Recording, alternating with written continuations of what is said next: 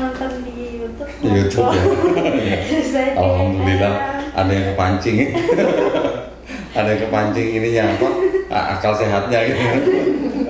Terus saya DM. Nah, ini kenalin nih Mbak Liana. Udah kenal kan? Ini Mas Amro, ini istri saya. Jadi ceritanya gimana? Saya tuh ini kok kan mungkin baru mempelajari kan akhir tahun sampai tahun ini loh kok. Akhir tahun lalu? Iya, akhir tahun lalu. Berarti mulai baru masuk gitu lah. Berarti baru 3 bulanan ini. Iya, Gitu. baru 3 bulanan. Dan memang udah di lingkungannya kan keluarga bapak saya kan Islam. Bapak Muslim, kandung? iya. Oh, bapak kandungnya Muslim. Tapi bapak udah Ke Kristen. kan karena nikah sama ibu. Oh, oke. Jadi kan udah 2 keluarga yang ini kan udah biasa. Oh, berarti dari keluarga bapak Muslim. Iya, Muslim semua. Keluarga ibu Nasrani. semua. Iya, semua. Oh, asli Jogja, asli Jawa semua. Asli Jawa semua. Oh, oke ya. Wonogiri kan banyak sih ya. Gitu ya. Kan mulai malah itu saya belajarnya dari ini. Kok kan saya kayak saya Nasrani gitu kan. Tapi tuh nggak yang benar-benar apa ya? Belum paham gitu lah. Karena memang mungkin kan dari ayah saya juga Nasrani, tapi basicnya dari Muslim gitu. Jadi kan dari kecil pun pelajaran tentang agama Kristen kan masih apa ya, cuma dari sisi itu gitu kan. Terus mulai belajarnya saya belajar dari Alkitab dulu malah. Oh ya sama, saya juga belajar dari Alkitab dulu. Ini juga sama belajar dari Alkitab dulu. Oh iya, gini Mbak Adel, ini mohon maaf ya, mohon maaf. Sebelumnya boleh nggak kalau ini kan namanya kita mau center. Kalau setiap kita ada tamu tuh kan kita butuh dokumentasi. Boleh nggak kalau direkam? Kalau misalnya lebih berkenan lagi, boleh nggak kalau kita tayangin di YouTube? Boleh ya, kalau boleh kita rekam ya. Iya, Pak. Bismillahirrahmanirrahim. Assalamualaikum warahmatullahi wabarakatuh. Waalaikumsalam warahmatullahi wabarakatuh. Alhamdulillah. Hari ini kita kedatangan tamu spesial. Nggak cuma satu, tapi ada beberapa ini, Masya Allah. Ada Mbak Adel dan ada Koh Dondi ya, special guest special guestnya di MC ini hari ini edisi Syawalan nih kok. Syawalan ya. Masya Allah. Alhamdulillah. Ini tadi saya kami dari tim Walau Center Yogyakarta dihubungi Koh Dondi tadi. Terus mengabarkan kalau akan ada seorang akhwat yang hendak diskusi, dialog dulu, ngobrol-ngobrol santai aja ya Mbak Adel ya. Kita nggak kaku kok, kita nggak galak ya. Santai aja. Jadi insya Allah malam ini qadarullah, semua Allah yang mengizinkan, atas izin dan ridhonya Allah kita bisa berkumpul. Dan insya Allah malam ini mudah-mudahan dari pembicaraan atau dialog singkat kita, Allah berkahi waktu yang kita gunakan pada sore menjelang malam ini. Habis maghriban kita sholat jamaah tadi. Mudah-mudahan Allah membukakan pintu hidayah untuk Mbak Adel. Amin. Gitu ya. Dan mudah-mudahan Mbak Adel bisa harapannya bisa melafazkan 2 kalimat syahadat ya. Dapat saudara baru lagi gitu. Gimana kok? Alhamdulillah. Perjalanan lancar? Alhamdulillah lancar, semua dimudahkan. Alhamdulillah. Pada sore hari ini saya diterima nih, dengan upacara besar-besaran sama Mualaf Center Yogyakarta. Alhamdulillah. Memang saya juga sudah ada rencana ke Jogja. Nah, Mbak Adel ini ceritanya kita berkomunikasi ya, awalnya lewat Instagram, kemudian kita atur janji bertemunya. Saya langsung berpikir mendingan kita langsung ketemu di MCY gitu. Nah, awalnya memang Mbak Adel bilang pengen istilahnya ngobrol gitulah ya, ada yang mungkin mau ditanyain gitu kan. Ini terkait dengan mungkin Mbak Adel mungkin selama beberapa bulan ini mungkin sudah galau gitu atau gimana? Galau. Nah, Mbak Adel boleh nggak kenalin siapa, terus dari mana, terus tujuannya apa menghubungi kami gitu. Iya, terima kasih ya Kak Doni Iya. ya. Saya nggak nyangka nih Gitu, bisa Iya. ketemu sama Kak Doni. Iya, saya juga senang Dia sekali nih. sering lihat konten-kontennya di YouTube dan Oh. apa ya, membuka pikiran saya lah, maksudnya membuka iya. akal pikiran saya. Maksudnya saya lebih bisa belajar Islam itu dari Kak Doni juga salah satunya yang memotivasi saya untuk lebih belajar lagi. Sebelumnya mungkin saya nggak memperkenalkan nama panjang saya, mungkin bisa dipanggil Adel aja. Saya dari daerah di Jawa Tengah. Nah, saya sekarang kerja di Jogja kok. Iya. Saya kerja di Jogja. Nah, ini saya mau belajar gitu. Saya tanya-tanya sama Kak Doni Iya. lebih apa ya, lebih dalam lagi lah Kak, apa yang masih saya jadi pergelutan di Iya. saya, biar maksudnya meyakinkan saya lagi gitu. Iya, iya. Kalau di gereja istilahnya lagi sedang bergumul gitu ya. Sedang bergumul. Sedang bergumul justru. Sedang bergumul. Justru malah bergumulnya awalnya bukan dari saya belajar ke Al-Quran dulu ya, belajar dari Islam dulu. Malah saya pingin sebenarnya gini kronologi awalnya Pak. Awal mulanya saya gini. Oh, saya aja pemahaman agama saya sendiri yang saya yakini sejak lahir pun saya masih kurang, perlu belajar lagi. Oh, oke. Awalnya saya mulai nih, saya harus belajar gitu, belajar baca Alkitab lah. Saya buka lagi Alkitab, saya baca gitu. Saya baca kok dari membuka Alkitab itu malah timbul apa ya, kok pertanyaan-pertanyaan lagi yang dulunya saya yakin, tapi kok saya jadi itu gitu. kayak enggak. Oh iya ya, kayak konsep Trinitas saya mempertanyakan itu lagi. Iya, iya. Jadi bener nggak yang saya yakini selama ini? Gitu. Akhirnya saya belajar lagi, malah apa ya? Saya belum menemukan ketenangan batin gitu loh Pak. Nah, di sini saya nggak nemu jawaban nih atas pertanyaan saya itu. Saya di agama saya ini saya belum menemukan jawaban itu. Kemudian saya belajar masuk ke agama Islam. Nah, dikit-dikit kok saya tanya apa langsung ada jawaban gitu. Tanya ke siapa? Maksudnya saya lihat di YouTube. Oh, oke.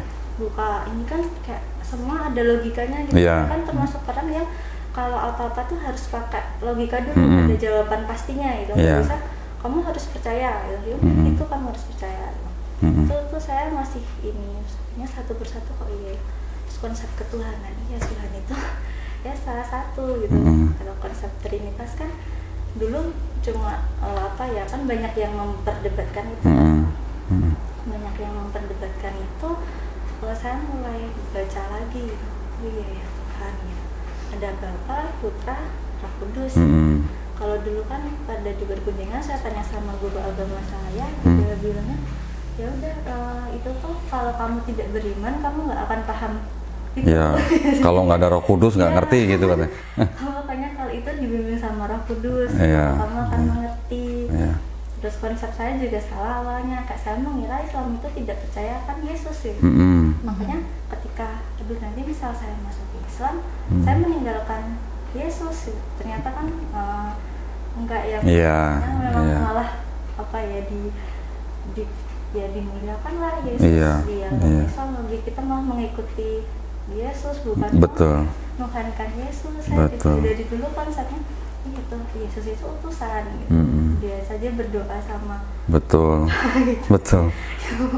Mungkin itu awalnya pergumulan saya nih. Terus tapi masih ada yang menunjukkan kalau di Kristen mesti ini kan kok yang ada ayat di Yohanes 4 ayat mesti akulah jalan kebenaran hidup. Yohanes 14 Yohanes 14 ayat 6. Akulah jalan dan kebenaran hidup, itu kan yang selalu dipegang nih Kak. Kalau kita udah benar gitu, pokoknya kita udah melalui Tuhan Yesus, kita berdoa aja atas dalam nama Yesus. Tuhan Yesus. Itu yang bikin saya apa ya, masih mempertanyakan itu lagi. Dan sekarang mulai ada kalau ada Allah kenapa kita nggak berdoa langsung? Itu kenapa dalam nama Tuhan Yesus? Saya itu kok terus mulai belajar nyari-nyari temu jawaban, lihat saya hampir setiap hari tuh kayak pengen, jadi tuh kayak keinginan belajar saya tuh tinggi banget gitu. Kayak rasa semakin saya tahu semakin saya penasaran. Saya semakin pengen apa ya, pengen cari tahu lagi, pengen oh iya gini lihat. Terus ada suatu ketika saya pas waktu itu ada perjamuan kudus, saya masih ke gereja ya. Saya masih ke gereja, terus ada perjamuan di gereja, udah rasanya udah hampa kok. Hampa. Oh, oke. Yeah. Saya di sini mau cari apa gitu. Kayak ini maksudnya kok beda gitu loh. Kok saya beda, harus ke gereja pun saya harus dipaksa dulu, nggak dari yang oh saya pengen. Maksudnya harus orang tua saya, ibu saya sih terutama ibu saya yang ayo ke gereja, itu pun ke gereja juga hanya apa namanya ya pas hari Minggu itu pun jarang, paling hari-hari besar aku sama keluarga itu. Terus apa ya, langsung hampa. Terus perjamuan kudus, saya mulai bertanya lagi, kenapa ya kok harus ada perjamuan kudus, kenapa kok apa ya, kan Tuhan kalau di agama Nasrani kan Tuhan menebus, Yesus menebus manusia gitu, menebus dosa manusia gitu. Terus di ibaratnya perjamuan kudus ada roti, ada anggur. Saya mempertanyakan kenapa kok harus kayak gitu. Iya. Kenapa kok harus pakai tata cara seperti itu? Bukannya kalau roti kan diibaratkan daging Yesus, tubuh Yesus. Kenapa kita harus makan itu? Kenapa anggur kita minum darah Yesus? Itu kan satu. Kenapa? Terus ada apa namanya, pendeta juga bilang, pokoknya tuh saya lupa ayatnya apa, itu tidak boleh ada yang meniadakan hukum Taurat. Meniadakan salah satu hukum Taurat. Bahkan di Taurat tuh menurut saya menurut saya tuh selama ini nggak diterapkan semua gitu loh. Betul. Kalau perjamuan kan memang dari perjanjian lama, bahkan sebelum perjamuan kudus di perjanjian baru. Perjanjian lama nggak ada. Terus itu kan ada korban, itu kan udah nggak. Di perjanjian lama korban hewan tapi korban bakaran gitu. Perjamuan baru tiba-tiba korban manusia gitu ya. Itu jangan ketawa dong bang. Jangan ketawa dong. Ada tim di balik layar nih, teman-teman kalau bisa lihat. Kita harus hargain dulu pergumulannya Mbak Adel ya, karena pergumulan itu banyak banget gitu loh. Kalau bisa tadi tuh pertanyaan kayak ini kenapa ya kok gini? Sorry. Tadi kan pertama kali kan Trinitas yang ditanyain kan. Sudah pernah nanya ke pendeta belum soal Trinitas? Itu tadi kok imani saja. Oh, imani saja. Pokoknya orang yang apa ya, kamu akan paham kalau kamu dibimbing kalau punya Roh Kudus. Dan Roh Kudus. Kalau mau nanya Trinitas tuh sama Celiana tuh. Ini saya lagi nyimak sebetulnya nih, Mak Kodoni. Jawabannya gitu. Saya nunggu Gimana statementnya Kodoni ini. Ya, gini. Jadi kalau yang namanya Trinitas, Trinitas atau Tritunggal itu di dalam Bible, kata Trinitas itu sendiri nggak ada. Ya, jadi Trinitas itu adalah hasil pemikiran daripada bapak-bapak gereja yang akhirnya ditetapkan di abad keempat Masehi. Di Bible sendiri nggak ada kata Trinitasnya, tapi menurut gereja itu adalah konsep ketuhanan bagi aliran yang mempercayai Trinitas atau disebut Trinitarian. Nanti ada lagi kelompok yang tidak percaya dengan Trinitas. Ada beberapa kelompok yang tidak percaya Trinitas. Ada yang dari Unitarian, nanti ada lagi yang Mormon gitu ya. Nah, tetapi kita harus tahu dulu atau harus paham dulu kenapa kok gereja menetapkan konsep Trinitas gitu ya. Kita harus paham juga sejarahnya, kondisi pada saat itu di daerah itu gitu ya. Palestina pada saat itu tempat di mana kita sebut Yesus atau Isa Al-Masih jalan-jalan di atas muka bumi itu pada waktu itu kan di bawah penjajahan bangsa Romawi. Kita tahu nih Romawi ini agamanya apa gitu. Mereka kan menggunakan kepercayaan Helenisme Yunani kuno. Yunani juga bisa mempercayai Helenisme juga dari orang-orang atau bangsa-bangsa di sekitar mereka. Di sekitar mereka itu kan dikelilingi oleh bangsa-bangsa, contoh misalnya dari Sumeria, nanti turun dikit ada Babilonia, turun lagi ada Persia, ke sono dikit ada India, balik ke sono ada Mesir, ke atas dikit ada Eropa. Semua daerah-daerah itu sudah ratusan tahun yang sebelumnya itu memang sudah percaya atau menyembah Tuhan yang disebut dengan Triad. Ya, Triad, 3 tapi 1 tapi 3 gitulah. Jadi boleh dibilang kekristenan itu memang akhirnya seperti mengadopsi sistem kepercayaan bangsa-bangsa yang sudah ada ratusan tahun sebelumnya, bahkan mungkin ribuan tahun sebelumnya gitulah. Di Sumeria juga mereka percaya ada 3 dewa, Babilonia juga begitu, Persia juga begitu, di India ada Trimurti, di Mesir ada Osiris, Horus, Ra, nanti di Eropa nanti ada Madonna segala macam. Semuanya melambangkan yang 3 tapi 1 gitu. Dari mana gitu? Itu sistem kepercayaan 3 tapi 1 tapi 3 itu dari mana gitu. Ternyata itu dulu pernah saya baca, ada perkataan atau saya kutipan ya dari seorang filsuf Yunani namanya Aristoteles. Dia bilang gini, menurut perkataan orang-orang Pitagoras, pernah dengar Pitagoras ya? Di matematika kan ada tuh.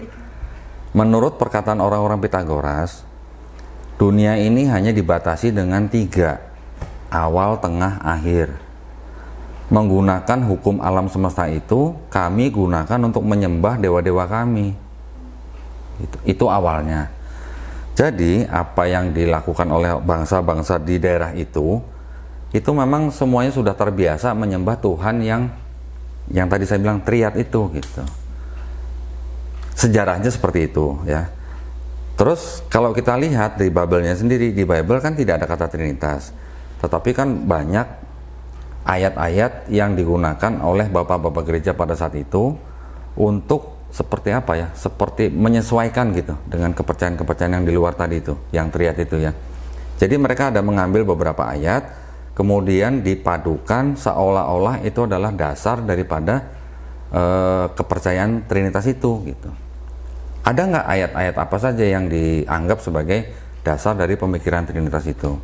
Contohnya, misalnya di Matius 28:19, karena itu pergilah, jadikanlah semua bangsa muridku, ya kan? Baptislah mereka dalam nama Bapa, Putra, dan Roh Kudus. Ada 3 pribadi nih, gitu. Tapi di ayat itu belum dibilang 1, gitu kan? Ternyata tuh ayat sisipan. Itu ayat sisipan di abad kedua oleh gereja-gereja yang saat itu sedang berkuasa, gitu. Sisipan. Jadi kalau namanya kitab suci, ini kalau dibilang Bible itu kitab suci, tapi ada ayat yang disisipkan, jadi suci nggak? Itu baru 1 tuh ya. Nanti ada lagi misalnya di 1 Yohanes 5:7. Karena ada 3 saksi di dalam surga, Bapa, Firman, dan Roh Kudus, dan ketiganya adalah 1. Nah, di situ disebut tuh ketiganya 1. Menggunakan ayat itu, Bapak Gereja juga mengatakan bahwa ini Trinitas gitu. Kan Trinitas itu kan artinya kan 3 pribadi tapi 1 tapi 3 gitu kan. Menggunakan ayat itu dipakailah sebagai dasar aliran Trinitarian, menggunakan pemahamannya sebagai ini loh Trinitas gitu. Ternyata ayat ini juga tidak asli atau disisipkan. Gimana? Jadi kalau ada beberapa ayat, ini baru 2 ya, masih ada belasan lain ayat-ayat yang disisipkan, ditambahkan, bahkan ada yang dipinjam. Pernah dengar ayat dipinjam? Ayat dipinjam itu maksudnya gini, kan kita kalau tahu di Bible itu kan ada 4 gospel, Matius, Markus, Lukas, Yohanes, ya kan? Oh iya. Siapa yang menulis pertama nih dari 4 ini gitu? Ternyata bukan Matius, ternyata Markus. Markus yang menulis kira-kira di abad pertama, kira-kira tahun 60 sampai 65 Masehi. Kemudian baru Matius dan Lukas menyadur dari Markus. Jadi isinya Matius dan isinya Lukas itu di atas 80% sama dengan yang di Markus isinya. Makanya ada yang dibilang salah satu misalnya ayat di Matius dipinjam dari Markus. Nanti yang Lukas juga pinjam dari Matius atau Lukas juga pinjam dari Markus gitu. Matius dan Lukas ditulis kira-kira 10 tahun setelah Markus. Itu kira-kira tahun 75 lah Masehi ya. Kemudian terakhir baru Yohanes. Yohanes ini beda sama sekali gaya penulisannya dengan yang 3 gospel tadi. Yang Yohanes ini sebenarnya ditulis untuk memerangi kelompok yang disebut dengan kelompok Gnostik. Ya, Gnostik di daerah itu pada saat itu berkembang aliran yang namanya kelompok Gnostik. Ini tidak menyadur dari ketiga ini, dia menulis sendiri untuk memerangi kelompok Gnostik, makanya dia banyak berbicara mengenai sisi ketuhanan Yesus. Nah, makanya gereja banyak mengutip ayat dari Yohanes untuk membuktikan keilahian Yesus gitu. Contoh kalau tadi Adel bilang Yohanes 14 ayat 6 gitu kan, akulah jalan dan kebenaran dan hidup. Ternyata ribuan atau ratusan tahun sebelum Yesus itu sudah ada tokoh juga yang mengatakan akulah jalan dan hidup dan kebenaran. Siapa? Dewa Mitra. Dewa Mitra juga disebut dia adalah jalan dan hidup dan kebenaran. Kok bisa sama? Kira-kira kebetulan nggak? Kalau gitu. Kira-kira aja kita mikir awam aja lah. Kok yang di sana jalan kehidupan, jalan dan kebenaran dan hidup, Yesus juga jalan dan kebenaran dan hidup gitu. Ya. Kebetulan nggak ya? Kita pikir ya nanti. Terus tadi Adel juga bilang ada perjamuan kudus. Kenapa harus ada roti? Kenapa harus ada anggur? Ya kan? Di Mesir, dewa Osiris namanya, itu juga tubuh dan darahnya dilambangkan dengan roti dan anggur. Barang siapa makan roti dan anggur, ya, yang melambangkan tubuh dan darahnya dewa Osiris, mendapatkan hidup yang kekal.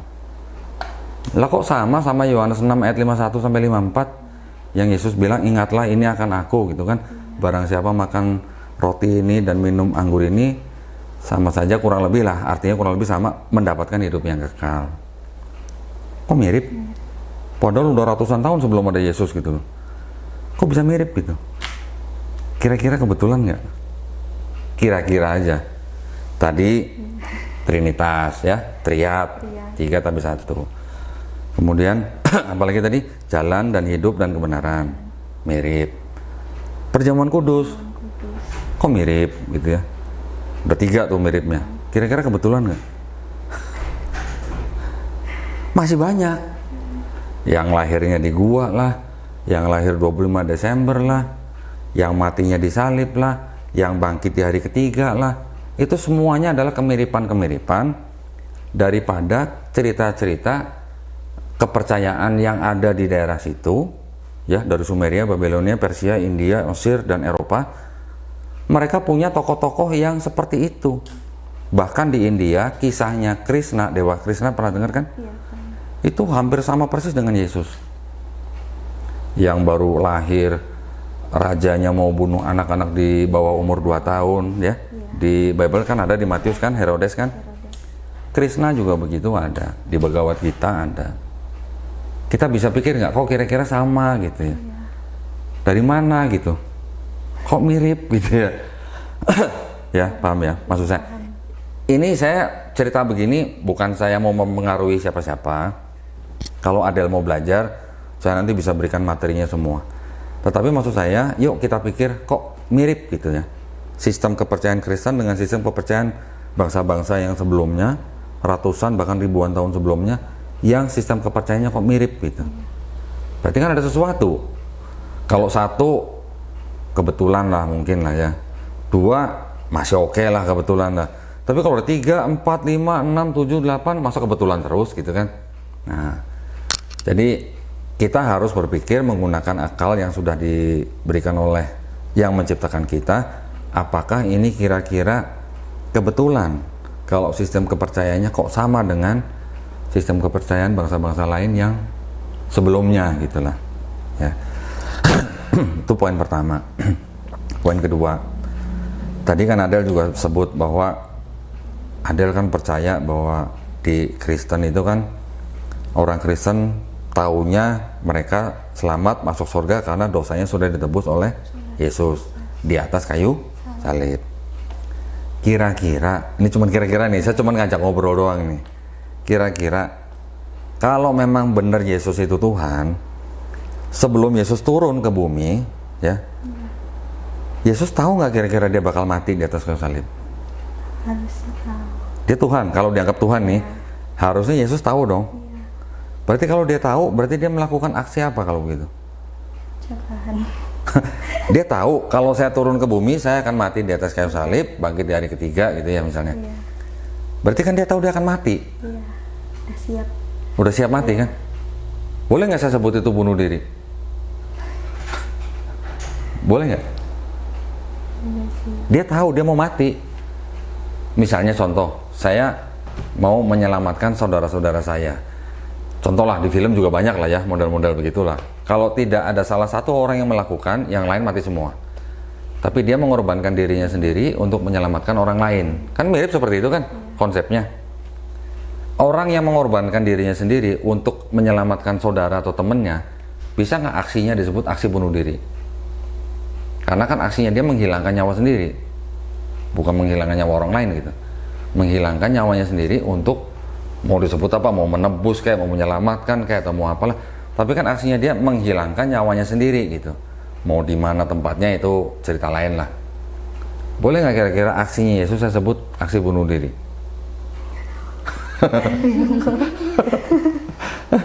Kalau pakai akal logika sehat gitu ya, boleh dong saya sebut itu aksi bunuh diri dong.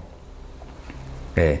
Tapi tadi kan juga mungkin disebut juga ada di Yohanes 3:16, karena begitu besar kasih Bapa kepada manusia, maka dikaruniakan anak yang tunggal kan, barang siapa percaya kepada dia memperoleh hidup yang kekal. Gereja kan mengajarkan begini, manusia berdosa. Manusia tidak bisa menyelamatkan dirinya sendiri, betul kan? Karena manusia tidak bisa menyelamatkan diri sendiri, maka Tuhan, Sang Pencipta manusia ini, mau mengampuni dosanya manusia ini dengan cara apa? Membunuh anaknya sendiri. Betul kan? Menyerahkan atau mengaruniakan anak yang tunggal sebagai penebus dosa kan artinya kan membunuh anaknya sendiri di atas kayu salib. Kalau nggak begitu dosa manusia nggak ketebus gitu. Kan gitu konsepnya, betul kan? Contoh kalau misalnya sekarang Mbak Adel misalnya ke toko permen misalnya. Ini misalnya nih contoh nih ya, misalnya Mbak Adel nyolong permen satu misalnya, dimakan nih. Salah kan? Salah. Berdosa kan? Iya. Terus habis itu Adel sadar, oh iya saya dosa nih. Adel datang lagi ke toko permen, bilang sama yang punya toko, saya mau minta maaf, tadi saya udah nyolong permen, saya bersalah, saya mohon dimaafin gitu. Terus yang punya toko bilang, oke saya maafin, tapi kamu harus bunuh anak saya dulu gitu. Masuk akal nggak kira-kira? Nah gitu. Itu baru konsep keselamatannya gitu ya. Terus banyak juga kan ayat-ayat yang dipakai bahwa Yesus itu Tuhan karena dia itu bilang aku dan Bapa adalah satu misalnya. Ya kan, Yohanes 10:30. Tapi kan di atasnya itu kan ada ayat-ayat yang menerangkan bahwa Yesus melakukan pekerjaan yang diperintahkan Bapa gitu kan untuk umat atau bangsa Israel. Berarti kan ada sebuah misi di situ kan. Misinya apa? Melakukan pekerjaan-pekerjaan supaya bangsa Israel bertobat karena kerajaan Allah sudah dekat. Kalau tidak bertobat, mereka masuk neraka misalnya. Bertobat, masuk kerajaan Allah sebutnya, gitu kan. Kalau pekerjaannya dilakukan, ada yang mengutus, ada yang diutus melakukan pekerjaan, berarti kan ada misi. Berarti kan yang sama apanya? Kalau begitu, tujuannya dong. Tetapi itu dipahami oleh gereja sebagai Yesus dan Bapa satu atau sama hakikatnya gitu. Maka dianggap, oh karena itu Yesus disebut Tuhan gitu. Kurang lebih seperti itu ya. Ada yang mau tanya sampai sini? Sama ini sih yang kayak di Kristen kan ada pengakuan 12 pengakuan iman rasuli. Kan ada yang dari yang ketiga Yesus bangkit dari antara orang mati, naik ke surga, duduk di sebelah kanan Allah Bapa gitu. Kalau jadi satu, saya mau bertanyakan itu kalau Tuhan dan Allah itu Yesus dan Allah itu satu, kenapa Yesus naik ke surga duduk di sebelahnya? Iya, kirain mau nanya kenapa nggak duduk sebelah kiri gitu. Kenapa duduk di sebelah kanannya gitu? Iya, kenapa sebelah kanan, kenapa nggak sebelah kiri gitu ya? Untung nggak nanya, yang duduk kalau gitu sebelah kanan terus yang duduk sebelah kiri siapa gitu? Kalau pendeta bilangnya begini, kalau Yesus diceritakan duduk di sebelah kanan itu pemahamannya menurut mereka itu artinya Yesus menerima kuasa gitu dari Bapa gitu. Artinya begitu. mau dianggap sebagai literal, karena di ayatnya kan di Kisah Para Rasul Stefanus melihat gitu kan, Yesus duduk di sebelah kanan.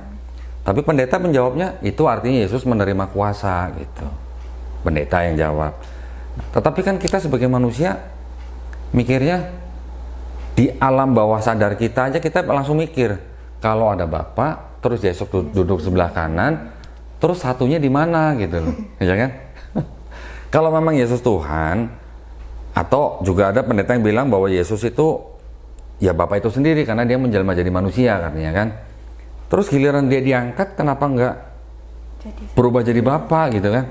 Jadi hal-hal seperti itu memang hal-hal yang boleh dibilang konsep yang sebenarnya dipaksakan gitu, nggak masuk ke dalam akal sehat manusia gitu. Di Yohanes 3:16 Yesus dipangku, bukan duduk sebelah kanan. Nanti ada lagi ayat Yesus berdiri, bukan duduk. Tetapi ya oke lah, itu mungkin dianggap sebagai ayat kiasan gitulah ya. Ya tetapi tetap aja itu tidak bisa diterima di bawah alam sadar kita gitu. Tetap di bawah kita, misal mau kita renungkan bagaimana, tetap ada 3 sosok gitu di atas. Ada Bapa, gambaran kita seorang yang sangat tua, jenggotnya sangat panjang misalnya gitu ya. Nanti ada Yesus, sosoknya berambut gondrong, berjenggot, matanya biru, hidungnya mancung gitu misalnya. Itu gambaran-gambaran yang ada di dalam atau di bawah alam sadar kita. Roh Kudus, nanti kita bisa mikir merpati lah atau seperti malaikat lah gitu. Tetap ada 3 sosok yang berbeda gitu. Mau kita coba gabungin jadi satu, nggak masuk di dalam akal kita, nggak masuk. Makanya kalau pendeta ngomong gini, Bapa adalah Maha Kuasa, Yesus adalah Maha Kuasa, Roh Kudus adalah Maha Kuasa. Tetapi bukan 3 Maha Kuasa, tapi 1 Maha Kuasa. Bisa nggak keterima dengan akal sehat kita gitu? Bapa Maha Kuasa, Yesus Maha Kuasa, Roh Kudus Maha Kuasa, tapi bukan 3 Maha Kuasa, tapi 1 Maha Kuasa. Lanjut lagi, Bapa adalah Tuhan, Yesus adalah Tuhan, Roh Kudus adalah Tuhan, tapi bukan 3 Tuhan, tapi 1 Tuhan. Mau dipaksakan masuk ke dalam akal sehat juga rasanya gimana sih? Tetap aja pasti ada penolakan gitu, ya kan? Kalau dibilang Bapa Tuhan, Yesus Tuhan, Roh Kudus Tuhan, tapi ini bukan 3 Tuhan, tapi 1 Tuhan. Pada waktu Yesus pada waktu Yesus dibaptis, ada suara nggak di atas? Ada kan? Inilah anakku yang kukasihi. Ada suara. Udah ada 1 entitas kan? Yesusnya di sungai, sedang dibaptis. Berapa entitasnya? 2. Ada Roh Kudus dalam bentuk merpati. Entitas juga bukan? Terus kalau dibilang bukan 3 Tuhan tapi 1 Tuhan, terus mekanismenya gimana nongol bareng gitu? Kan nongolnya bareng. Ada suara, ada Yesus, ada burung merpati gitu. Tetap mau dimasukkan ke dalam akal sehat manusia tetap sulit gitu lah. Kecuali kalau seperti tadi Adel bilang, kalau kamu nggak imani, kamu nggak akan paham. Kalau kamu nggak dijamah Roh Kudus, kamu nggak akan paham. Pernah dengar nggak Roh Kudus nama siapa? Pernah dengar? Celiana pernah dengar ya Roh Kudus nama siapa? Nggak ada. Karena itu sosok Roh Kudus itu baru diangkat, itu baru di abad ke-4. Sampai dari abad 1 sampai abad 3 tuh jarang dibicarakan gitu loh, sama bapak-bapak gereja yang berbeda pendapat gitu lah. Nah jadi kepercayaan atau paham Trinitas itu sendiri sebenarnya mengalami evolusi. Nggak ujuk-ujuk gitu, kalau orang Jawa bilang nggak ujuk-ujuk langsung nongol Trinitas gitu, enggak.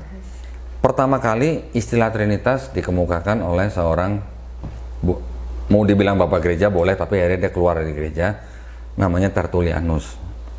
Tertullianus bilang, ada Bapa, ada Yesus, ada Roh Kudus. 3 pribadi, tapi 1 entitas gitu bilang. Tetapi Tertullianus masih punya paham gini, Bapa itu dengan Yesus tidak setara gitu. Yesus itu masih ada tingkatan di bawah Bapa gitu. Berkembang lagi sampai di abad ke-4 baru oleh Bapak Gereja Athanasius dibilang setara gitu. Semuanya setara gitu. Kalau dibilang setara, kita baca di Bible, Yesus nggak tahu musim pohon ara, ya kan, sampai dikutuk pohonnya, nggak ada buahnya. Kok setara begitu dibilang? Setaranya di mana gitu. Kalau Tuhan kan harusnya maha tahu dong. Yesus nggak tahu hari kiamat. Kok Tuhan nggak tahu hari kiamat gitu? Tuhannya Tuhan, maksudnya Tuhan yang bagaimana yang nggak tahu sesuatu gitu. Di ayatnya kan jelas, yang tahu cuma Bapa, malaikat pun tidak, anak pun tidak gitu. Setaranya di mana gitu, ya kan? Jadi hal-hal seperti itu yang memang gimana ya? Mau dipaksakan bagaimana, nggak akan masuk. Makanya pendetanya bilang imani saja. Gitu. Itu adalah konsep yang memang ya oke lah, sekarang memang orang Kristen kalau digabungin semua memang paling banyak, tetapi kan menyebarkannya dengan cara apa kan itu nanti harus kita baca gitu ya. Tetapi konsepnya kan tetap aja nggak bisa masuk. Makin kesini orang makin tidak percaya ya dengan konsep seperti itu, terutama masyarakat atau bangsa-bangsa yang lebih banyak menggunakan logika. Contoh misalnya di Eropa, Amerika, sudah banyak yang ditinggalkan gitu, gereja-gereja, banyak yang kosong, banyak yang dijual jadi masjid gitu. Dekat sini juga ada gitu ya, ada yang begitu. Jadi itu yang secara singkat aja ya, yang mungkin saya bisa gambarkan. Pertama, kalau memang Bible itu sebagai kitab suci, suci kan artinya kan tanpa campur tangan manusia kan, bukan maksudnya ditulis oleh manusia juga itu campur tangan manusia, bukan. Manusia hanya sebagai perantara untuk menulis, tetapi yang suci kan harus isinya, kontennya, isinya ini kan harusnya kita anggap sebagai firman Tuhan gitu loh. Tapi kalau ditambahin, disisipkan, dipinjam lagi maksudnya, terus tidak asli gitu, apakah bisa disebut sebagai kitab suci gitu? Itu gambaran ininya lah ya, gambaran besarnya lah ya. Terus satu lagi gini, Adel tahu nggak? Di dalam Bible, karena ada perjanjian lama, perjanjian baru. Tadi Adel bilang, di perjanjian lama ada korban. Ada nggak korban darah manusia di perjanjian lama? Nggak pernah baca kan? Yang ada korban hewan. Kenapa mereka pakai korban hewan? Itu adalah sebenarnya sebuah kayak semacam syariat gitu ya, untuk menghapus dosa orang yang berdosa pada saat itu. Tetapi itu hanyalah dosa yang disebut dosa yang tidak disengaja gitu. Kalau orang itu punya hewan, dia bisa berkorban sapi atau lembu. Kalau dia nggak punya sapi lembu, dia boleh korban dengan kambing atau domba. Kalau dia nggak punya, dia boleh korban diganti dengan burung tekukur. Kalau dia nggak punya burung tekukur nih, miskin nih, dia boleh ganti dengan tepung terigu. Sampai begitu gitu ceritanya. Jadi ada kondisi-kondisi yang diperbolehkan. Tiba-tiba di perjanjian baru, dosamu nggak bisa dihapus kalau nggak ada penumpahan darah Yesus di atas kayu salib. Kan nggak matching gitu loh, nggak sama kan gitu kan. Nah, siapa yang ngajarin dosa ditebus harus pakai darah manusia, sedangkan di perjanjian lama nggak ada gitu. Di perjanjian lama firman-firmannya disebutin apa? Kalau disebut firman nih ya, karena kan ada tulisannya ini firman Tuhan gitu kan. Bertobatlah kamu, basuhlah dirimu, perjuangkan anak-anak yatim, belalah perkara janda-janda di Yesaya 1 ayat 16-18. Karena kalau kamu lakukan itu, dosamu yang merah seperti kirmizi akan putih seperti salju. Artinya apa kalau gitu? Dosa yang merah itu berarti kan yang paling tinggi dosanya, bisa putih seperti salju. Artinya dari dosa yang paling tinggi atau besar, kalau putih berarti kan dihapuskan, udah putih, namanya dari merah ke putih kan berarti kan diampuni dong. Walaupun dosamu merah seperti kain kesumba, akan putih seperti bulu domba. Artinya, gampangnya gini, artinya kan berarti kan Tuhan yang disebut di dalam perjanjian lama, berarti kan maha pengampun. Manusia bertobat, diampuni. Dosanya merah seperti kirmizi, jadi putih seperti salju. Merah seperti kain kesumba, jadi putih seperti bulu domba. Berarti diampuni nggak? Diampuni. Tiba-tiba di perjanjian baru, dosamu nggak diampuni kalau kamu tidak percaya Yesus sebagai juru selamat yang mati di atas kayu salib, yang menumpahkan darah untuk orang Kristen gitu. Nyambung nggak kira-kira? Kira-kira kalau Bapak di sorga harus mengutus anaknya, harus mati di atas kayu salib untuk mengampuni dosa manusia, kira-kira Bapak yang di atas itu maha pengampun nggak kalau begitu? Enggak dong. Kalau Maha Pengampun ya sudah, bertobat diampuni kan. Nggak harus menjelma atau menjadi manusia atau mengutus anaknya atau mengaruniakan anak yang tunggal harus mati di tangan manusia ciptaannya gitu loh. Kan itu nggak sama dengan yang di Perjanjian Lama gitu. Kira-kira pernah diajarin gitu nggak di gereja sama pendeta? Ketidaksamaan itu gitu loh. Pendeta kan bilang Yesus datang bukan untuk meniadakan Taurat, ya kan? Tapi untuk menggenapi. Lebih mudah langit dan bumi lenyap daripada satu titik atau iota dari Taurat hilang. Tapi ada kata-katanya apa? Sampai semuanya, sebelum semuanya terjadi. Maksudnya pendeta apa dengan sebelum semuanya terjadi? Sampai Yesus disalib. Itu. Jadi ajaran gerejanya adalah mengatakan betul Taurat itu sampai zaman Nabi atau sampai Yohanes Pembaptis. Setelah itu zaman Yesus sampai Yesus disalib, Taurat itu udah nggak berlaku lagi. Ikutlah perjanjian atau hukum Yesus gitu katanya. Nah itu apakah ajaran Yesus begitu? Itu maksud saya. Ya, jadi kalau kita mau lihat secara utuh, ada dua konsep yang berbeda antara PL dan PB. Di Ibrani dikatakan apa? Tanpa penumpahan darah nggak ada pengampunan. Sedangkan di PL ada ayat mengatakan anak tidak bisa menanggung dosa ayahnya, ayahnya juga tidak bisa menanggung dosa anaknya. Yang berbuat dosa itu yang mati. Kan beda sama Ibrani, berarti kan? Nah, gimana dong kalau gitu? Menimbulkan kebingungan kan berarti kan. Jadi ada perbedaan konsep keselamatan di Perjanjian Lama dan Perjanjian Baru. Walaupun di Perjanjian Baru ini seolah-olah menganulir Perjanjian Lama karena dianggapnya itu adalah hukum lama, tetapi konsepnya ini kan berubah beda jauh gitu loh sama di Perjanjian Lama gitu. Karena dibilangnya kan lebih mudah langit dan bumi lenyap daripada satu iota hilang gitu. Nah, orang yang menghilangkan satu iota itu dikatakan apa? Dia mendapatkan azan ya. Kita tunggu sebentar ya. Nanti dari misalnya Protestan ini, Bible-nya macam-macam. Ada KJV, ada ESV, ada EV, ada NIV, ada RSV, macam-macam. Ada Tyndale, ada Wycliffe, ada Duo Rhymes gitu.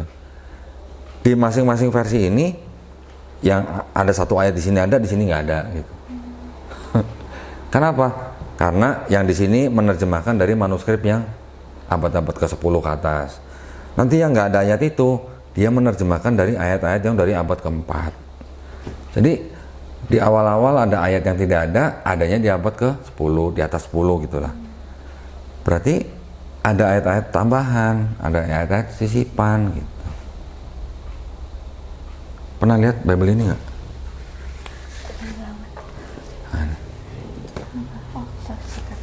Kitab suci Katolik. Iya. Nih kalau mau di zoom. Kalau tadi saya kan bicara, Iya. saya tunjukkan buktinya. Di sini ada buktinya. Oke, walaupun ini dipercaya sama saudara-saudara kita, tetapi kita hanya ngajak mikir doang.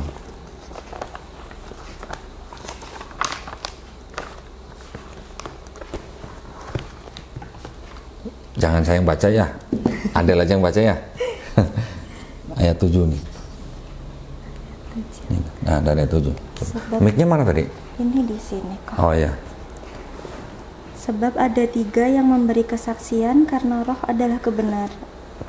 Kesaksian di dalam surga. Bapa, Firman, dan Roh Kudus, dan ketiganya adalah satu. Nah, terus sampai kata di bumi. Di bumi. Yang tadi terusin. Yang 8. Iya. Dan ada 3 yang memberi kesaksian di bumi. Nah, Roh sampai di situ. dan air dan darah, dan ketiganya adalah satu. Ya. Di beberapa versi Bible yang lain, ayat itu tidak ada. Kenapa? Kok bisa ada yang enggak gitu? Keterangannya di sini. Nih. Ayat 7 sampai 8 dari kalimat di dalam surga sampai di bumi. Nah, coba dibaca. Oh ya, bagian ayat ini tidak terdapat dalam naskah-naskah Yunani yang paling tua dan tidak pula dalam terjemahan kuno. Bahkan tidak dalam naskah-naskah yang paling baik dan dari Vulgata. bagian ini kiranya aslinya sebuah catatan di pinggir halaman salah satu naskah terjemahan Latin yang kemudian disisipkan ke dalam naskah-naskah oleh penyalin dan akhirnya bahkan disisipkan ke beberapa naskah Yunani. Karenanya bagian ini pasti tidak asli. Nah, tidak asli apa? Kalau tidak asli apa? Kata lain tidak asli apa? Kalau tidak asli apa? Dia ngomong ya, bukan saya. Dia ngomong loh. Jadi maksudnya dia tuh mungkin Adel belum pernah dengar Vulgata, belum pernah dengar kan.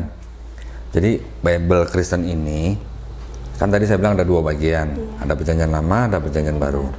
Yang Perjanjian Lama ini asalnya itu dari sebuah Bible juga, tapi Bible punya orang Yahudi. Ya, Bible-nya punya bangsa Yahudi. Bible-nya orang Yahudi itu namanya Tanakh. T-A-N-A-K-H, Tanakh. Ya, Tanakh itu singkatan dari apa? Torah, Nevi'im, Ketuvim. Torah itu yang dari Kejadian, Keluaran, Imamat, Bilangan, Ulangan. Nevi'im dari yang Yosua, cerita mengenai nabi-nabi. Kemudian yang Ketuvim itu kitab-kitab seperti yang Amsal, Mazmur, gitu-gitu lah ya, tulisan-tulisan. Tanakh ini dalam bahasa Ibrani diterjemahkan ke dalam bahasa Yunani. Oleh siapa? Oleh juga orang-orang Yahudi sebenarnya. Tapi yang Taurat, yang 5 kitab Musa itu oleh rabi-rabi, 72 rabi-rabi, sisanya oleh orang-orang Yahudi yang sedang berada di Alexandria, Mesir, tetapi yang sedang berada di bawah penjajahan bangsa Yunani. Mereka ini ditengarai itu sebenarnya sudah terpapar oleh filosofi Helenisme Yunani kuno gitu. Kan Mesir dijajah Yunani, penjajah bawa budaya nggak? Pasti bawa budaya kan. Nah, penjajah Yunani ini datang ke Mesir, menjajah di mana-mana, membawa budaya namanya budaya Helenisme. Helenisme itu adalah budaya-budaya pagan, ya dewa-dewa gitulah, tahu kan ya. Setelah diterjemahkan menjadi bahasa Yunani, diterjemahkan ke bahasa Latin. Tadi disebutkan apa? Ayat ini aslinya itu berarti kan awalnya. Awalnya adalah sebuah catatan di terjemahan Latin di pinggir halaman. Nah, berarti ada ayat, terus ada catatan. Catatan ini dimasukkan atau disisipkan menjadi ayat di dalam terjemahan Yunani. Gitu. Jadi makanya disebut karenanya bagian ini pasti tidak asli. Tidak asli apa tadi? Ya, kira-kira gitu. Tapi gini, maksud saya gini. Pendeta akan bilang bahwa ini nggak penting gitu. Buat pendeta nggak penting. Kenapa? Karena tanpa keterangan seperti ini pun atau tanpa ayat ini pun Trinitas itu tetap ada, Yesus tetap Tuhan. Ya itu kan untuk kepentingan pendeta atau gereja gitu ya. Tapi buat kita orang-orang yang ya kita memang orang awam, tapi kan kita juga masih punya akal sehat gitu loh. Akal sehat kita kalau memandang atau melihat satu kitab yang disebut kitab suci, tapi ada tambahan atau sisipan, bagaimana kita bisa memandang ini sebagai kitab suci gitu? Saya tidak menyalahkan 100% isi daripada Bible ini ya.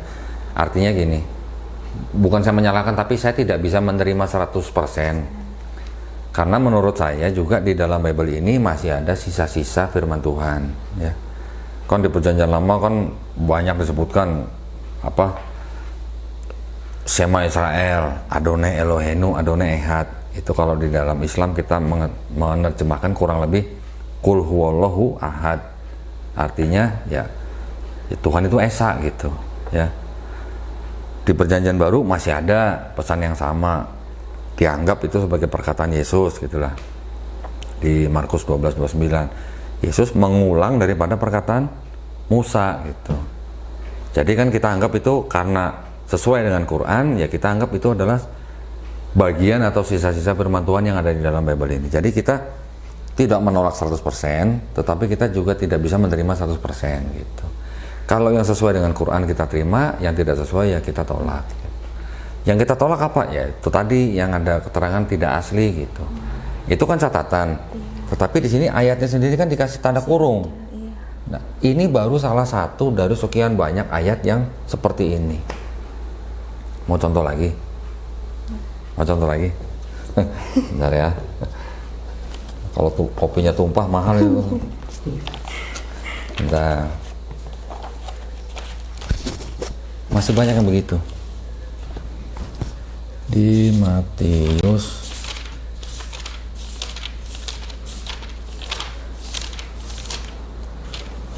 pasti belum pernah baca dari Kejadian sampai Wahyu kan? Sangat sedikit sih yang baca dari depan sampai belakang. Matius 17 ya. Ayat 17 ini ya. ayat 21. Enggak, pasal 17 ayat 21. 21. Ini. Coba baca. Jenis ini tidak dapat diusir kecuali dengan berdoa dan berpuasa. Nah, coba baca di keterangan bawahnya. Keterangannya 21. di bawah, 21. Ini 21. Ayat ini tidak asli dalam Apa?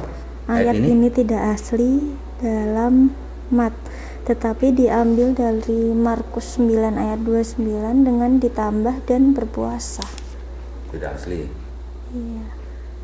Tidak asli apa tadi? Palsu. Bukan saya ngomong kan, saya cuma menunjukkan kan. Jadi Bible ini jujur, Iya. ya. Kalau memang tidak asli, dia bilang Dia tidak asli. ada catatannya ya. Tapi nggak semua Bible kan ada catatan Ya, di bawahnya dan iya. kebanyakan memang yang dipakai tidak Betul. pakai catatan kok. Betul. Itulah makanya perkembangan Bible itu dari abad-abad ke berapa ya? Abad 12, 13 sampai 15. Waktu itu awal-awalnya ada sebuah Bible yang dia menuliskan catatan seperti ini. Oleh pihak gereja itu dianggap sesat gitulah. Dianggap heresi gitu, sesat, bidat gitu. Dihapus. Sampai ke Bible yang King James Version itu juga tidak ada catatan seperti ini. Tapi masih ada nih Bible-Bible yang masih seperti ada. ini yang masih ada catatan-catatannya gitu lah. Itu yang masih bisa kita pelajarin. Iya. Di Android pun ada. Ada. Jadi kalau nggak punya catatan. ini Masih masih ada bisa di Android, install iya. aplikasinya. Ada catatannya persis sama. Iya.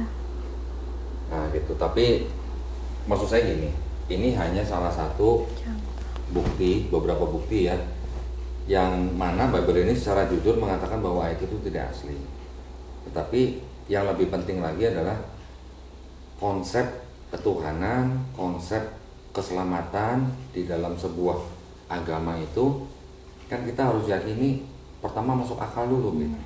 Iman iman itu adalah mempercayai sesuatu yang tidak bisa kita lihat misalnya ya, atau yang di luar kemampuan akal kita gitu, itu kita imani oke. Tetapi konsep ketuhanannya tadi kita cerita sudah bermasalah karena terlalu banyak kemiripan dengan konsep-konsep ketuhanan di bangsa-bangsa lain yang menyembah triad gitu kan. Konsep keselamatannya ternyata adalah dari perjanjian lama pindah ke perjanjian baru, konsep keselamatannya berubah, yang mana itu adalah ya boleh dibilang mengadopsi daripada konsep keselamatan kepercayaan-kepercayaan yang sudah ada sebelumnya gitu. Nah, terus bagaimana dengan Islam? Apakah Islam kurang lebih sama seperti ini? Jauh ternyata. Karena kalau Bible ini kan disusun dan ditulis berdasarkan tradisi tulisan. Ditemukan tulisan dari awal yang ada kertas cuman segini nih, kulit binatang segini nih, itu yang paling awal pertama dari surat Yohanes. Cuman segini besarnya. Nanti ada mulai setengah halaman, nanti satu halaman, nanti 2 halaman. Memang banyak. Naskah-naskah yang ditemukan banyak, ribuan bahkan puluhan ribu. Tetapi dari puluhan ribu itu sayangnya tidak ada 2 yang identik. Identik tuh artinya benar-benar sama gitu ya. Itu sayangnya nggak ada yang identik dari sekian banyak ribu naskah yang ditemukan gitu. Beda dengan Quran. Kalau Quran disusun dan ditulis berdasarkan tradisi lisan. Lisan artinya hafalan gitu atau bacaan gitu. Jadi kalau kita di sini misalnya bacanya salah, di sebelah sana protes. Bukan begitu bacanya, yang benar begini misalnya gitu. Bacaan itu yang dijaga baru ditulis. Menjadi Quran yang sampai kepada kita. Bedanya dengan Bible itu. Nah, Terus bagaimana kita meyakini kalau Quran itu benar-benar firman Allah gitu? Ternyata di dalam Quran, ya nanti kalau kita baca nih, itu banyak ayat-ayat yang berhubungan dengan sains, ilmu pengetahuan yang baru terbuktinya itu paling baru 50 tahun yang lalu, baru 100 tahun yang lalu, mungkin 200 tahun yang lalu paling. Tapi banyak sekali ayat-ayat di dalam Quran yang dibenarkan oleh ilmu pengetahuan zaman sekarang.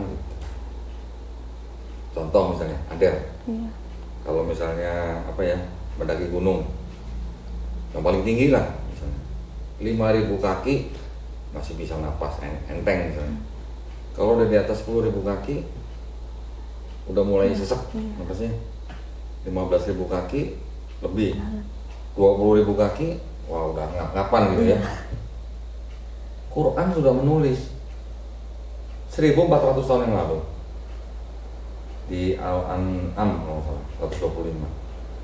Allah akan memberikan kelapangan dada gitu, atau kemudahan buat seorang yang menerima Islam untuk belajar Islam.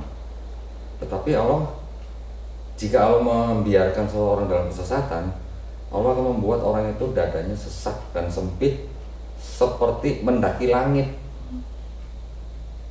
Zaman Nabi Muhammad SAW waktu itu ada nggak yang naik gunung sampai setinggi itu gitu?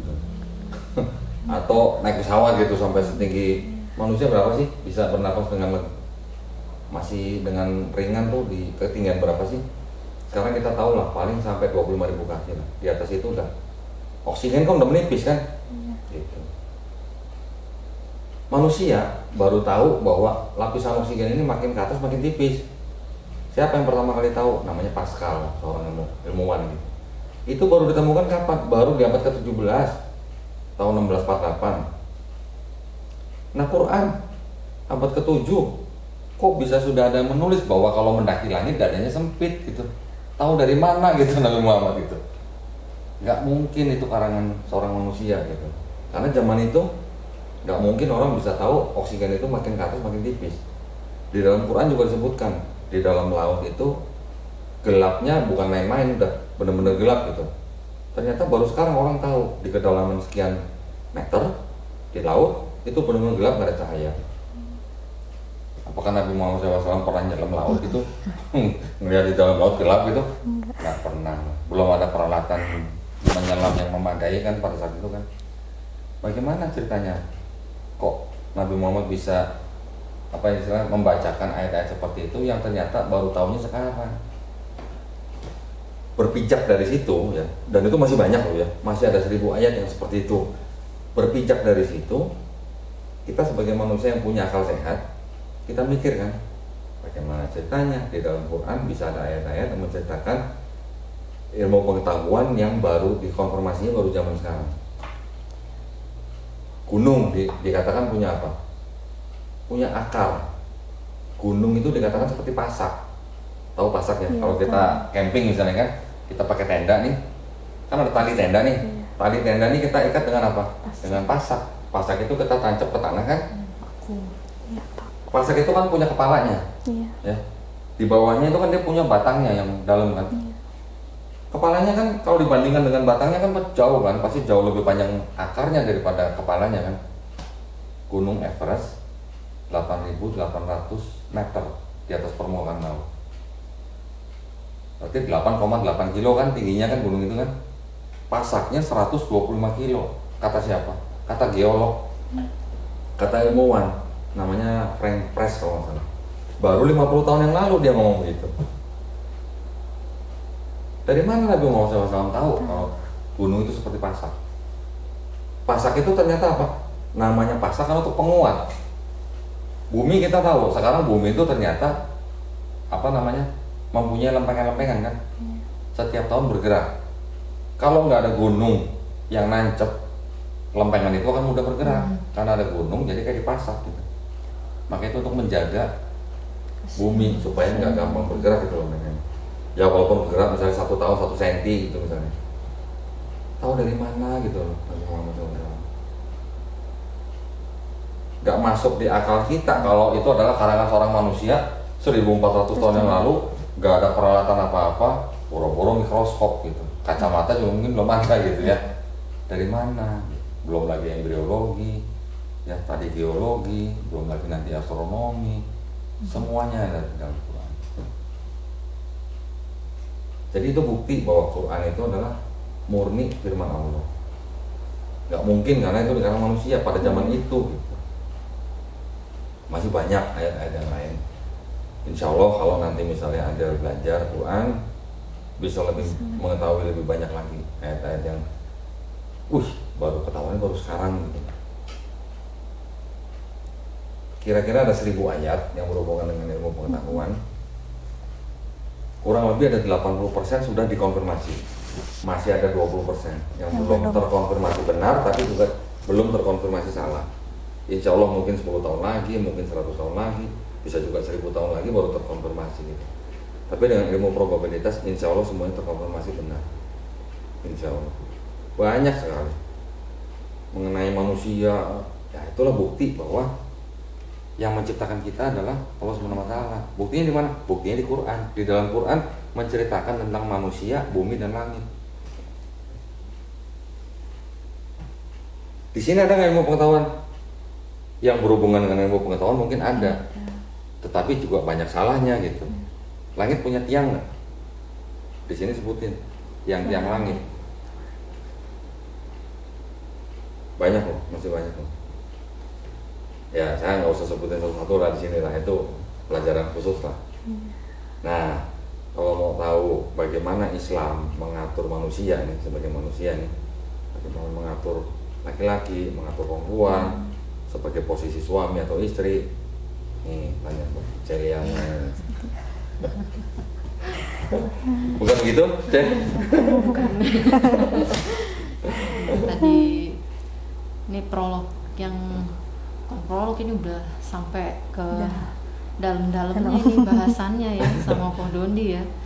Nah, itu mungkin dari Ko Dondi yang sudah disampaikan ke Mbak Adel, malah mudah-mudahan ya lebih tercerahkan lagi, lebih terbuka lagi wawasannya, cakrawalanya, terkhusus dalam pembahasan mengenai Alkitab ya tadi ya, yang dimana Mbak Adel sendiri kan seorang Nasrani ya, pastinya harapannya lebih paham betul isinya gitu dibandingkan teman-teman mungkin sahabat-sahabat Mualaf Center yang nggak tahu apa yang lahir dari keluarga Islam Muslim gitu kan. Karena kan tiap minggu baca ya pasti ya. Iya harusnya. Sayangnya dia nggak punya, nggak ada catatannya.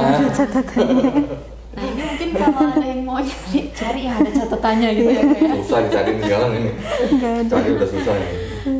Inventaris dari tim Mualaf Center Jakarta memang salah satunya ini kalau Alkitab ini ya. Jadi memang kita terbuka sekali, kita nggak ada yang ditutup-tutupi ya kok ya. Jadi silahkan gitu. Walaupun andai kata ini nggak ada misalnya, andai kata ini kita nggak ada. Kita bicara konsep tadi konsep ketuhanan sama Ya, konsep keselamatan itu betul, saja sudah cukup sebetulnya menjawab lah ya, menjawab pertanyaan-pertanyaan Mbak Adel selama ini gitu ya. Sudah berapa lama berarti dari awal mulai terpantik untuk mengulik? 4 bulanan lah yang intens, maksudnya intens banget gitu. Kayak Gitu. dulu tuh awalnya masih apa ya, takut gitu loh, takut ya. terutama kan sama keluarga gitu kan. Kayak masih pemikirannya nanti gimana, sampai saya tanya ke Doni kan, kalau misalnya saya mau mualaf ini, saya durhaka nggak sih kok sama orang tua saya gitu loh. Pertanyaan banyak Itu teman-teman pertanyaan banyak teman-teman Iya. mualaf ya yang datang ke kita untuk diskusi itu salah satunya Iya. itu, saya durhaka nggak ya, saya dosa nggak saya ya dosa gitu ya, nggak ya. nggak dapat restu dari orang tua gitu untuk masuk Islam atau Iya. berpindah agama gitu ya. Karena memang pada dasarnya ya kepercayaan atau keyakinan kita itu kan individual kita ya, Iya. dengan sang pencipta kita gitu, tidak terikat pada orang tua meskipun mungkin dalam sisi kalau kita mau ngomongin perasaan tuh kan paling nggak bisa Iya. gitu ya, namanya anak ke orang tua tuh nggak bisa banget, pasti kepikiran, overthinking gitu ya, was-was, hal-hal yang sebetulnya belum tentu terjadi tapi kita sudah ketakutan duluan gitu ya. Sebetulnya itu wajar Mbak Adel. Teman-teman mualaf yang lain juga pasti sama, posisinya sama dengan Mbak Adel saat ini. tapi bagaimana meyakinkan diri Mbak Adel sendiri bahwa yang akan Mbak Adel pilih ini nih lebih dari orang tua Mbak Adel. Pencipta yang punya Mbak Adel, yang punya orang tua Mbak Adel, yang punya saya, yang punya Kok Dondi, yang punya semuanya, alam semesta ini yang punya Allah. Nah ini yang akan Mbak Adel pilih. Jadi seberapa kuat Mbak Adel bisa mempertahankan keyakinan ini. Yakin bahwa saat kita memilih Allah, kita yakin pada Allah, Allah juga nggak akan lupa sama kita. Allah akan pegang kita, Allah akan jaga kita. Apapun yang apapun yang akan, mungkin kita akan kehilangan ya, tapi insya Allah Allah akan ganti dengan yang lebih baik gitu. Bukan berarti nanti diganti dengan orang tua baru ya, enggak gitu ya. Tapi bagaimana setelah kita masuk Islam, tahu, kenal Islam, bagaimana konsepnya di dalam Islam, syariatnya, ketuhanannya gitu ya, kita akan semakin yakin bahwa Allah tuh paling tahu apa yang terbaik untuk kita gitu. Kita ngajuin proposal ke Allah gitu ya, ngajuin doa-doa ke Allah, kira-kira semua doa kita bakal dikabulkan nggak sama Allah? Belum tentu.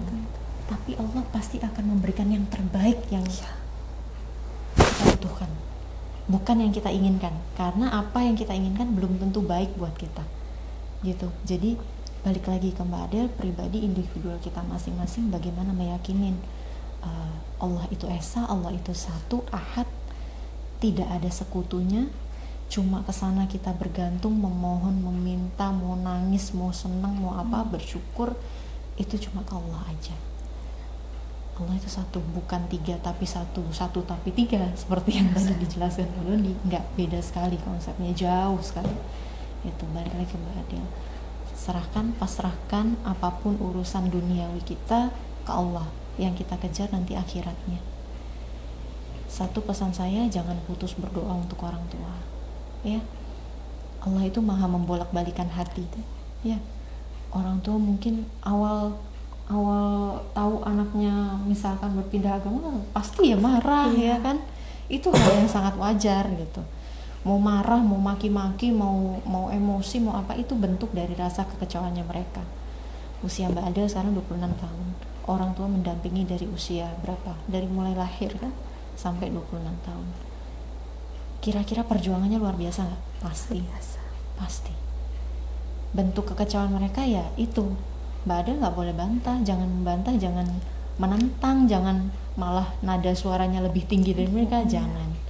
Diterima saja, doakan ya. Buktikan bahwa setelah memang Mbak Adel menerima kebenaran ini, memilih Islam, Mbak Adel jadi versi terbaiknya Mbak Adel nanti dalam Islam. Tunjukkan, bukan dengan cara mendakwahi yang benar tuh begini loh Pak, nggak gitu. Tapi dengan adab kita, akhlak kita, bagaimana kita memposisikan diri kita sebagai anak ke orang tua, baktinya kita, itu yang perlu kita dakwahkan. Itu dakwah paling indah menurut saya pribadi ya. Itu makanya insya Allah Mbak Adel mungkin mudah-mudahan ya Pak ya, jadi salah satu yang Allah pilih yang menerima hidayah. Adel kan pasti sayang dong sama orang tua dong, pasti dong. Kalau nanti insya Allah nih, kalau misalnya Adel menjadi seorang muslimah, bisa menunjukkan kasih sayang yang lebih dari sekarang, itu adalah sebuah bukti bahwa apa yang Adel pilih tidak salah. Saya punya analogi sederhana gini. Misalnya ada seorang kakek, orang tua punya anak ya, kalau ini anaknya punya anak lagi kan cucu berarti kan. Yang kakek ini misalnya memerintahkan kepada si orang tua daripada cucunya ini A misalnya, orang tuanya nggak mau, dia maunya B. Terus orang tua ini mengajarkan ke si cucu ini B dong. Menurut Adel, si anak ini ke kakeknya durhaka nggak? Durhaka dong, karena misalnya karena disuruh A, dia maunya B. Tapi orang tua ini ke anaknya ngajarinnya B. Menurut anggapan kalau kita misalnya dari luar nih, berarti si orang tua ini kan tidak menuruti si kakek. Kakeknya, oh ya orang tuanya. Terus dia mengajarkan ke Anaknya. cucunya nih B kan. Terus kalau cucunya ini nggak mau ngikutin orang tuanya, dia maunya C misalnya. Atau dia maunya A seperti ajaran kakeknya. Si anak ini durhaka kepada orang tuanya atau enggak? Apakah dia durhaka kepada orang tuanya, tetapi bagaimana dengan ke kakeknya gitu kan? Jadi ada istilahnya ajaran awalnya A, si ini maunya B, tapi ini ngajarinnya ke anak cucu B, si cucunya maunya balik ke kakeknya gitu, maunya balik ke ajaran A gitu misalnya. Kita mau menunjuk yang durhaka yang mana kan gimana gitu. Begitu itu baru antara kakek, anak, cucu. Nah, kalau Allah Subhanahu wa taala yang memberikan ajaran ya yang diturunkan tuh hanya Islam. Terus manusia yang sudah diturunkan dikasih pesan dari sekian nabi yang sudah memberikan pesan, ada sebagian yang nggak mau, dia maunya ke sono, ada yang ke sana. Jadi kan tidak semua manusia mau menerima apa yang sudah diturunkan oleh Allah Subhanahu wa taala. Terus kita sudah tahu nih bahwa ajaran yang benar diturunkan tuh yang ini, yang dari Allah gitu. Kita durhaka nggak sama orang tua? Apa kita durhaka sama Allah yang menurunkan agama ini? Nah gitu aja gambarannya gitu kan. Saya tadi ingin menggambarkan begini juga.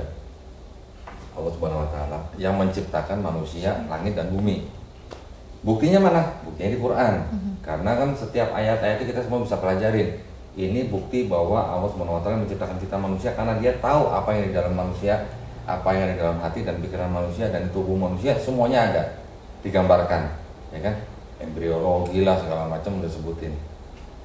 Terus dengan bukti Quran ini, kira-kira sebagai sang pencipta nih, kira-kira saya akan menunjuk apa menurunkan banyak agama atau hanya satu agama? Kira-kira. Misalnya ini saya punya 5 anak. Saya mengajarkan untuk bisa kamu sampai ke tempat sana, saya ngajarinnya ini yang paling cepat nih gitu. Ini yang paling aman nih gitu. Apakah si orang tuanya akan memberikan alternatif banyak gitu? Enggak dong. Orang tua lebih tahu untuk sampai ke sana, untuk sekian anaknya diberitahu nih yang bener ini, yang paling aman begini. Gitu. Anaknya tuh dikasih tahu, ada yang nggak mau gitu misalnya, dia cari jalan sendiri gitu. Nah, mungkin nggak kira-kira si orang tua ini akan ngajarin banyak cara untuk sampai sana? Pasti enggak. Orang tua lebih tahu, makanya dia ngajarin ya cuma satu. Begitu juga Allah Subhanahu wa taala. Dia tahu supaya manusia selamat, Islam. Diturunkan Taurat untuk bangsa Israel. Masih juga tegar tengkuk kan ya. Kalau bahasanya kan tegar tengkuk kan. Diturunkan lagi Zabur, masih juga. Balelo misalnya. Diturunkan lagi Injil, masih juga gitu. Sampai terakhir diturunkan Quran. Qurannya bisa dibuktikan dengan ilmu pengetahuan. Ya, sudah terbukti sejalan gitu dengan ilmu pengetahuan. Kita manusia nih yang tadinya mungkin belum mengenal Quran, terus kita sekarang hidup di zaman ilmu pengetahuan, kita bisa membuktikan, terus kita mau ingkar gitu. Kebangetan kitanya gitu maksudnya. Gambaran saya cuma begitulah ya. Gambaran sederhana ya sih sebenarnya. Kita sudah bisa tahu di sini isinya apa tadi? Tadi dia bilang palsu bukan palsu. Saya cuma bilangnya tidak asli. Tidak asli. Ya, terus begini juga. Kalau kita cuma membahas Islam, Quran, Kristen, Bible, sepertinya kurang adil. Ya. Di dalam sini tadi kan separuh saya udah terangkan sekilas ada kitab Yahudi namanya Tanakh, ya kan. Tetapi kalau kita lihat juga di dalam agama Yudaisme ataupun Yahudi, di sana mereka ada timbul yang namanya eksklusivisme gitu, eksklusif. Jadi orang tidak bisa disebut sebagai orang Yahudi kalau dia tidak lahir dari seorang perempuan yang berdarah Yahudi. Orang tidak bisa disebut dia sebagai suku apa kalau dia tidak lahir dari seorang bapak yang darahnya memang dia sukunya diakui gitu. Jadi kalau bukan orang Yahudi itu berarti bukan bangsa pilihan. Disebutnya goyim.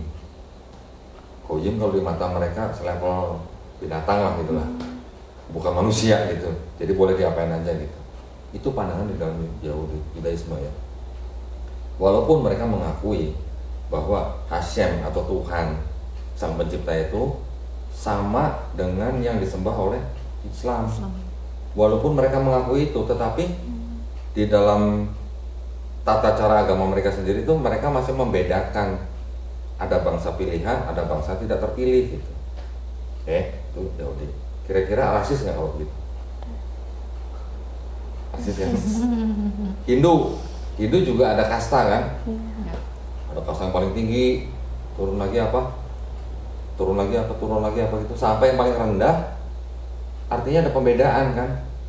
Manusia dibeda-bedakan dari dia lahir di mana, dia lahir dari siapa.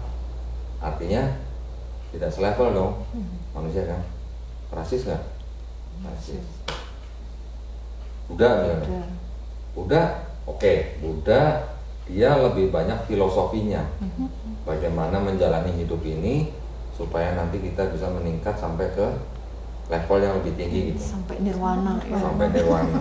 Banyak dosa, banyak salah. Nanti kalau reinkarnasi jadi binatang, jadi kecoa, jadi tikus misalnya. Dia di dalam Buddha membahas tentang konsep ketuhanannya tuh ada tapi sedikit sekali lah. Terus dengan reinkarnasi, bumi ini populasinya makin banyak atau makin sedikit? Makin banyak dong. Terus yang reinkarnasi, terus tanda tambahannya itu dari mana gitu? Nah, jadi ya paham ya maksud saya ya. Jadi yang paling masuk ke dalam fitrahnya seorang manusia ya cuma Islam.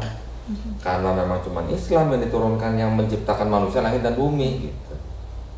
Terbukti semuanya dalam Quran. Pilihan cerdas itu kalau Islam. Jangan bingung lagi. Gini, bukan kita melarang masuk Islam hanya karena mau menikah. Itu tidak dilarang.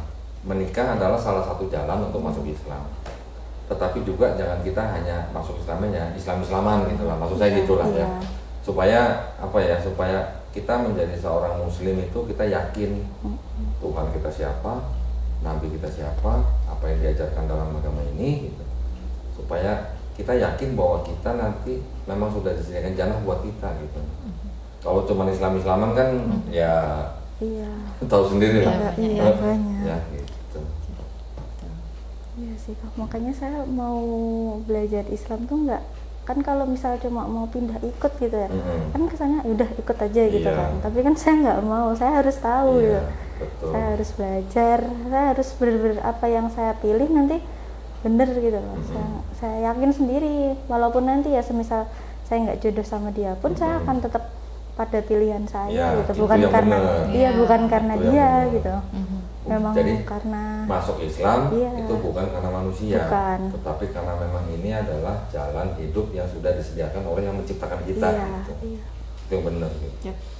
Kayak apa ya, dikasih jalan gitu loh sama Allah tuh kayak gampang banget gitu loh. Alhamdulillah sudah diatur, sudah dimudahkan.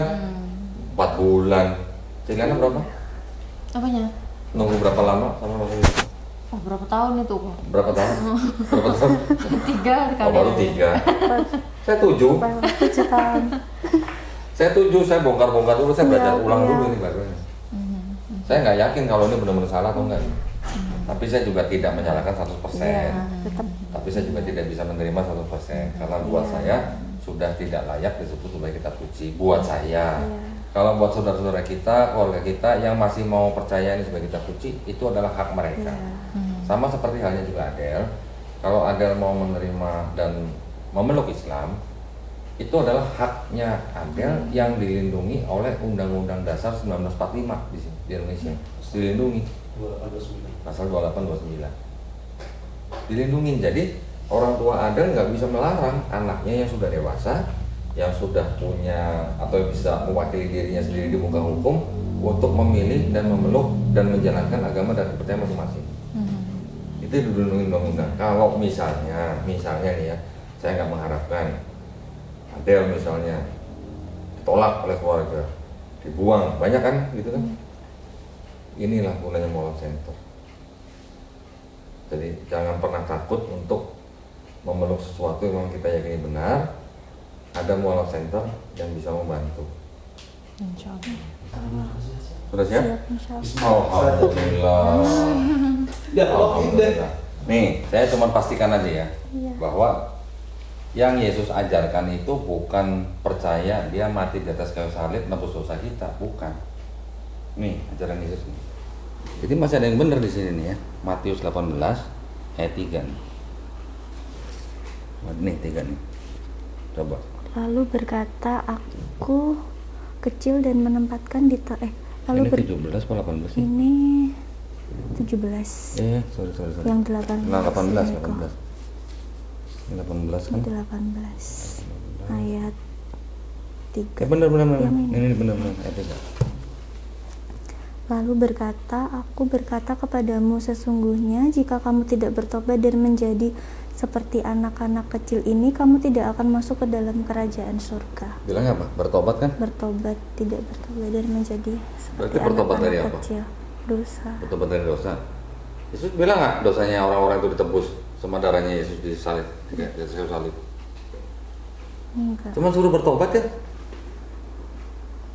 Nah, terus yang ngajarin dosa manusia ditebus dengan mati Yesus di atas kayu salib, yang bilang Yesus bukan. Nggak ada ya begitu. Kalaupun ada, itu adalah ciptaan penulis. Itu ada yang kasih komen begitu. Jelas sebenarnya. Jadi masih ada yang benar gitu di sini, masih ada yang benar. Tinggal kita mau ngikut atau mau nyembah gitu aja. Kalau tadi bilang jalan dan hidup dan kebenaran, Yesus jalan tadi dikasih analogi sama Mas Amru, sama Lijan ya. Karena Yesus Nah, terus jalan dan hidup dan kebenarannya umatnya Nabi Musa siapa? Musa. Jalan dan hidup dan kebenarannya umat Nabi Daud siapa? Ya Nabi Daud. Jadi kalau Yesus bilang akulah jalan dan hidup dan kebenaran, ya nggak ada salahnya gitu. Dia sebagai jalan. Pertanyaannya mau nyembah jalan atau mau nyembah tujuannya gitu. Kalau mau nyembah jalan, kenapa nggak sekalian nyembah jalan Sudirman gitu menurut saya. Ibaratnya gitulah ya. Tapi alhamdulillah Mbak Adel kayaknya udah siap. Minta tolong kalau gitu Celiana kalau gitu. Tolong sahadatin. Tapi gini, saya juga ingin kasih pesan gini. Orang bersahadat itu kan memang di mulut ya. Iya. Tapi yang lebih penting itu adalah di hati. Nah, di mulut kita mengucapkan asyhadu alla ilaha illallah wa asyhadu anna muhammadar rasulullah. Itu kan menjadi pertanda bahwa kita memeluk agama Islam. Tetapi kan kita harus buktikan, ya kan? Apakah kalau kita cuma harus bersahadat, sudah bersahadat terus kita disebut muslim terus sudah cukup sampai di situ? Nah, setelah syahadat ada sholat, ada zakat, ada puasa, ada haji jika mampu. Ini semuanya disebut sebagai rukun Islam, ya kan? Buktinya apa? Kita disebut sebagai muslim kalau kita sudah bersyahadat. Kita melakukan ini semua gitu. Siap melakukan ininya? Salat subuh masih gelap loh, salat subuh.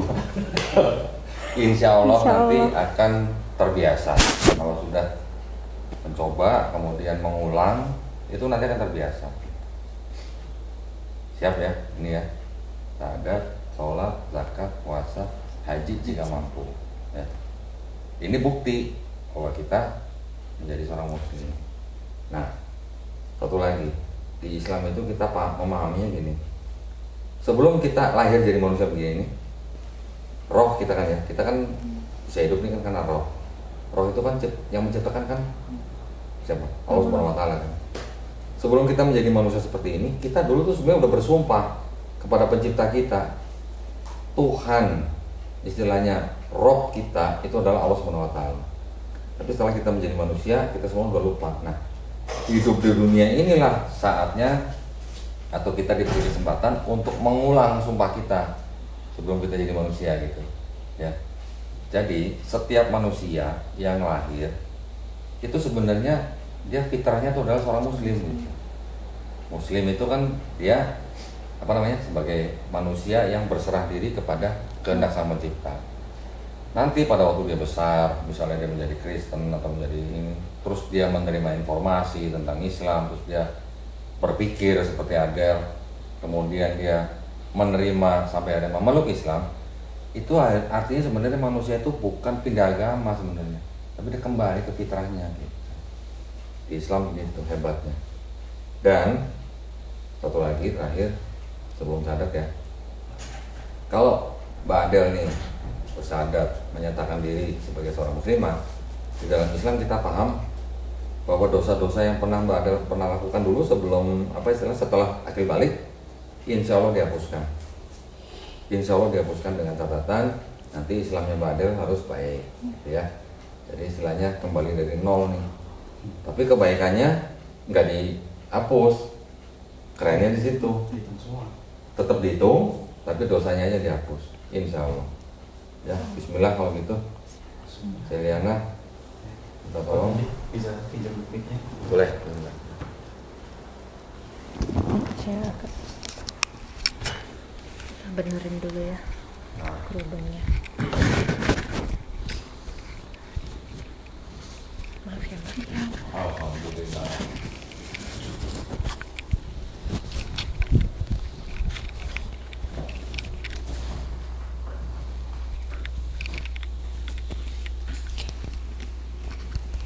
Bisa taruh di sini.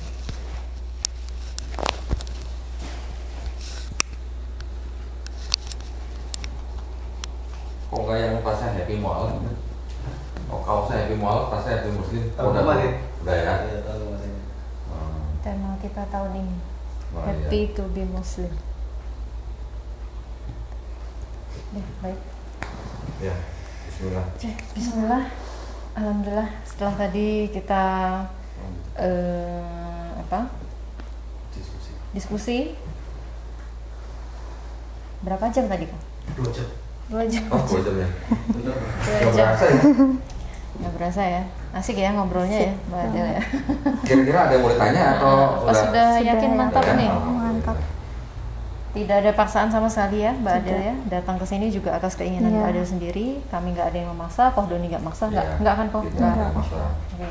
Saya nggak ngerayu kan ya? Enggak kok. Baca.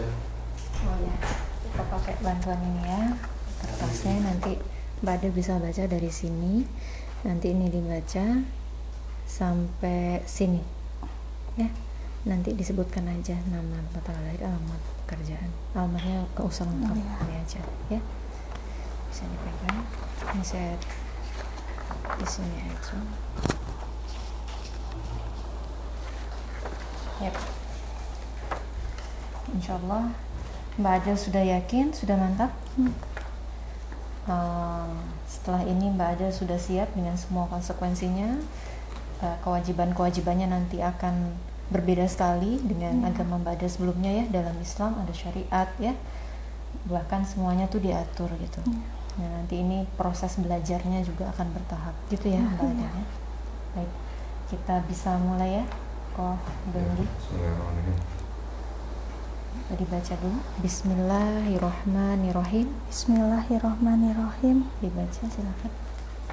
Surat pernyataan memeluk agama Islam. Sesungguhnya Sesungguhnya agama di sisi Allah hanyalah Islam. Yang bertanda tangan di bawah ini saya, Adel, Wonogiri, 13 Oktober 1996, alamat Jogja, pekerjaan karyawan swasta, agama terdahulu Kristen Protestan. Dengan penuh kesadaran dan niatan tulus dalam diri sendiri bahwa mulai pada hari ini, hari Rabu 26 tanggal 26 April tahun 2023, saya telah meninggalkan agama saya terdahulu, agama Kristen Protestan, dan pada saat ini saya menyatakan diri memeluk agama Islam di hadapan para saksi dengan mengucapkan 2 kalimat syahadat. Mbak Adel ikuti saya pelan-pelan, gak usah terburu-buru ya.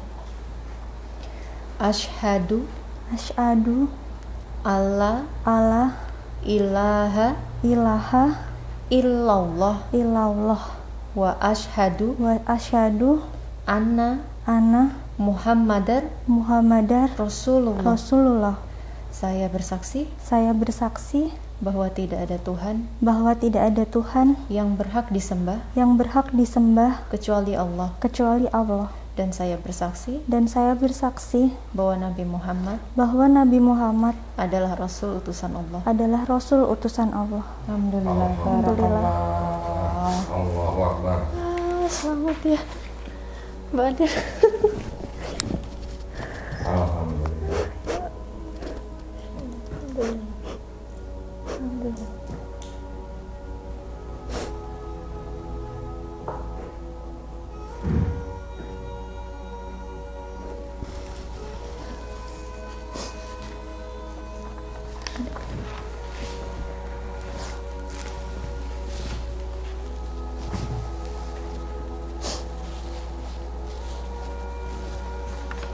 Kita lanjutkan sedikit lagi. Satu paragraf lagi dibaca. Berikut pernyataan saya. Selanjutnya saya menyatakan sanggup, patuh dan taat menjalankan perintah syariat Islam. Semoga Allah selalu memberikan pertolongan dan petunjuk kepada kita semua. Amin. Amin. Amin ya rabbal alamin. Masya Allah. Alhamdulillah. Alhamdulillah.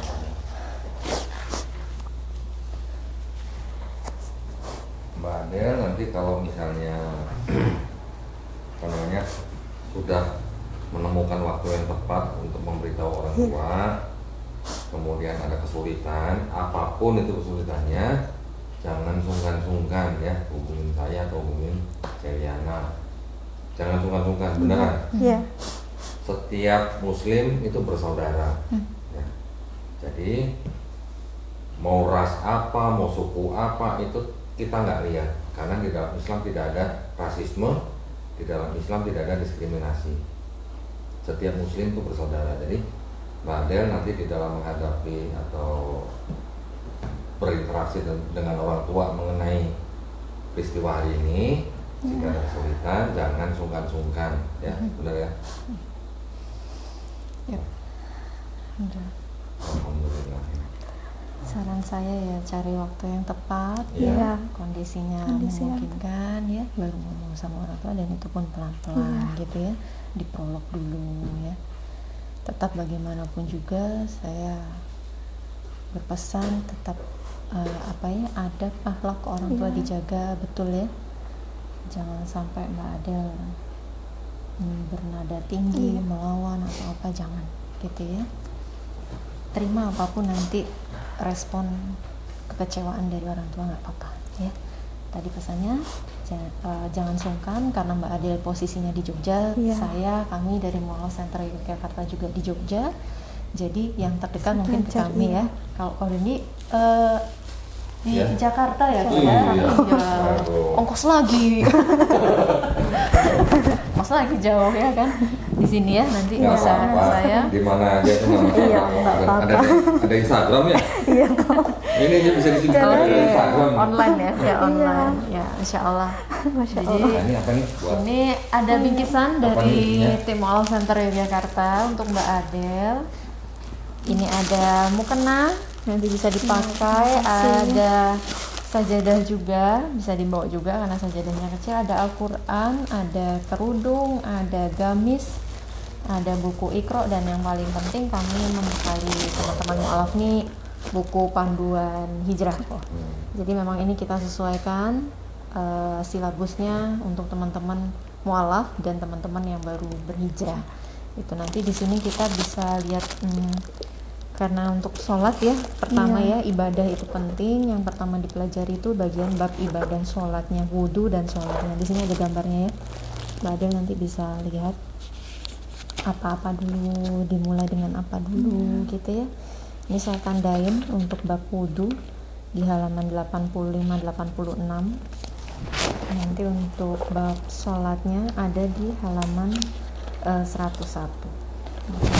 Dan ini nanti Mbak Adel bisa hafalkan bacaan doanya karena ada latinnya, jadi nanti bisa dihafalkan ya bagian ini. Step by step. Ya. Pelan-pelan gitu ya, jangan terburu-buru, lebih baik bertahap tapi paham esensinya, isinya, maknanya itu penting gitu. Ini bisa diterima untuk Mbak Adel. Terus ini apa nih, kok berat amat nih? Sembako nih kayaknya. Iya. Masya Ini Allah. mau diterima. Ini karena masih suasana Lebaran ya, ini masih Syawal juga gitu ya, ikut merasakan nih. Ada bingkisan juga, bingkisan terima Lebaran kasih dari banyak. Mualaf Center Yogyakarta. Alhamdulillah, terima kasih banyak. Berat ya? Bawa motor lagi. Alhamdulillah. Alhamdulillah, terima kasih. Pesan saya setelah ini nanti sampai ke kos ya berarti. Iya, Nah, ke kos. sampai di kosan nanti niat karena sudah wajib menjalankan sholat isya ya. Iya. Nanti sampai kos mandi wajib. Iya. Sebenarnya sudah pernah belajar wudhu belum? Belum ya. Saya review sedikit ya, Iya. nanti mungkin bisa dilihat lagi di buku itu. Niat dulu awal ya, Bismillahirrahmanirrahim sebelum masuk ke kamar mandi, ke toilet ya, karena mungkin nggak ada tempat wudhu di Iya. luar kan, di dalam dalam. kamar mandi. Bismillahnya di luar ya. Begitu masuk nanti mulai kerannya dibuka, air mengalir, semua dimulai dari sebelah kanan. Dari kanan dulu semuanya, mulai dari kanan, di sela-sela jari. Pesan saya, kuku jangan panjang Oh iya. ya, kuku jangan panjang. Kanan 3 kali, kiri 3 kali, sama seperti kita prosedur cuci tangan ya. Iya. Setelah itu kumur-kumur dan dihirup sedikit airnya ke separuh iya. hidung sini ya. Mungkin awalnya agak susah, sakit, tapi nanti akan terbiasa pelan-pelannya 3 kali juga. Setelah itu membasuh wajah sampai ke tepian. Batas wajah ini yang tidak ditumbuhi rambut, bagian wajah yang tidak ditumbuhi rambut. Basuh 3 kali. Setelah itu basuh tangan sampai ke Kanan dulu. kanan dulu, ke siku 3 kali, lalu siku Ini 3 sampai ini 3 kali. Setelah itu kepala dibasuh dari depan ke belakang, setelah itu ke depan disambung ke telinga, dalam telinga sekali aja ya. Terakhir kaki nanti dulu, Mbak Adel keramas, bersih-bersih, bilas, sudah bersih semua, mau keluar dari kamar mandi baru kaki dibilas. Kanan 3 kali, kiri 3 kali. Batasnya mata kaki dilebihkan sedikit, selesai. Setelah itu Mbak Adel sudah bisa melaksanakan sholat isya. Oh iya. Gitu ya. Mbak belum bisa bacanya, nggak apa-apa, gerakannya saja dulu. Mbak boleh sambil buka buku, boleh sambil buka buku, gerakannya dulu, nanti lama-lama hafal. Kosannya dekat masjid enggak atau musola? dekat Nah, nanti kos. next mungkin saran saya untuk sholat berjamaah pas Mbak Adel di rumah bisa ikut jamaah di masjid, karena itu akan lebih mudah nanti untuk menghafalnya juga. Gitu ya. Nanti insya Allah untuk sertifikatnya menyusul, karena harus ada pertempel foto juga kan, Pak Adel belum bawa juga, belum persiapan. Nanti insya Allah kita bertukar WA, nanti hubungi saya, kontak saya untuk bimbingan dan untuk legalitas suratnya. Gitu ya. Ada lagi yang mau Kalau ditanyakan? untuk ini mandi wajib itu caranya gimana? Itu tadi yang saya Yang jelaskan. tadi yang Kalau wudhu kan wudhu. nggak pakai keramas, nggak Iya. pakai mandi, langsung berarti itu kaki. kayak wudhu, tapi itu bersih dulu. Iya, baru kaki Oh, terakhir. iya. Nah ini tata cara mandi Oh, wajib. iya. Ini dilakukan kalau Mbak Adel habis haid, ya, karena haid, wanita haid nggak boleh sholat, Iya. ya.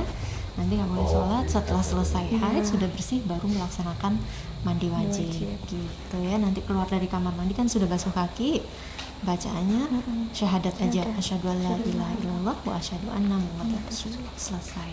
Setelah itu nanti melaksanakan sholat isya, gitu ya, 4 rakaat.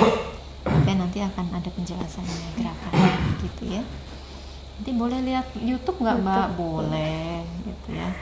Nanti saran saya lebih gampang lagi kalau Latinnya itu tadi disalin ke kertas, tempel di tembok ke arah kiblat. Jadi nanti Mbak Adel sambil sholat sambil bisa baca, karena kalau sambil buka buku repot gitu. Jadi disalin, tempel aja. Dulu saya gitu ngapalinnya, jadi sambil lihat bawa contekan dulu ya. Saya di kantor dulu gitu, Iya. ada satu tempat buat sholat, Iya. itu dia nge-print, tempel semua.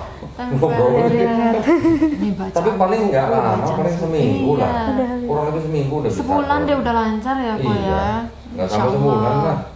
Kalau kita Karena kan baca sehari setiap 5 kali. 5 kali dia Kecuali kalau sehari terus. cuma sekali mungkin. mungkin. lama. Sehari 5 kali. Insya Allah pasti cepet. cepet hafal. Ribet nggak kira-kira? Ribet nggak? Awalnya sih karena belajarnya effortnya ya. Kelihatannya ribet. Iya. Kelihatannya. Kelihatannya Tapi aja. nanti sehari-hari. Iya, udah nanti dari biasa ya. keribetan itu aja Habit bisa ya. membawa hidayah buat orang lain. Oh. Saya baru dengar cerita, ada orang bule tinggal di Jogja beberapa lama, dan dia punya kenalan memang asli orang Jogja, tinggal di sebuah desa.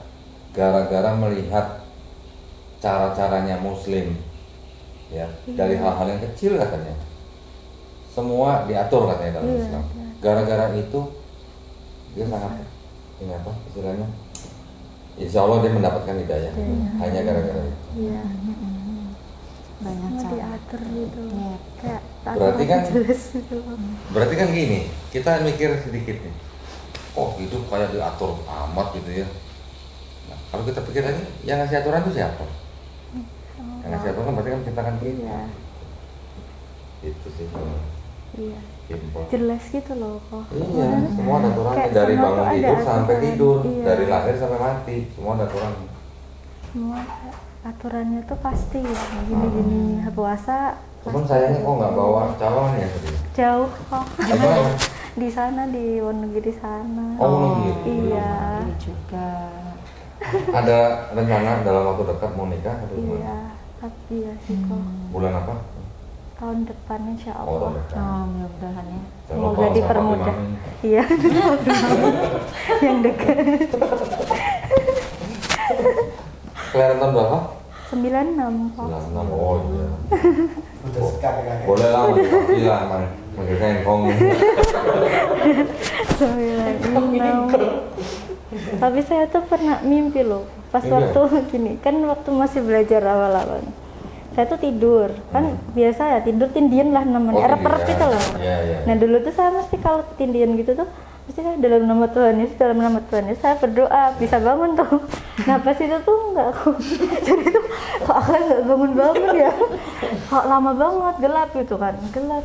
Kayak nggak sadar gitu, tahu-tahu tuh kayak ada cahaya, nggak tahu saya masih inget tuh, ada cahaya nih, terus saya tahu ya Allah gitu, saya ya Allah gitu, ya Allah saya nyebut Nabi Muhammad, Kapan itu? itu udah 2 bulan Januari Oh, ya. berarti dari Januari Iya, sampai sini. iya, Oh. bulan Januari atau nggak Februari deh pak, saya ingat itu, itu jelas banget terus, begitu terus saya pokoknya bilang Nabi Muhammad, saya mengakui Nabi Muhammad gitu, nabiku nggak tahu itu langsung kayak saya bangun ya.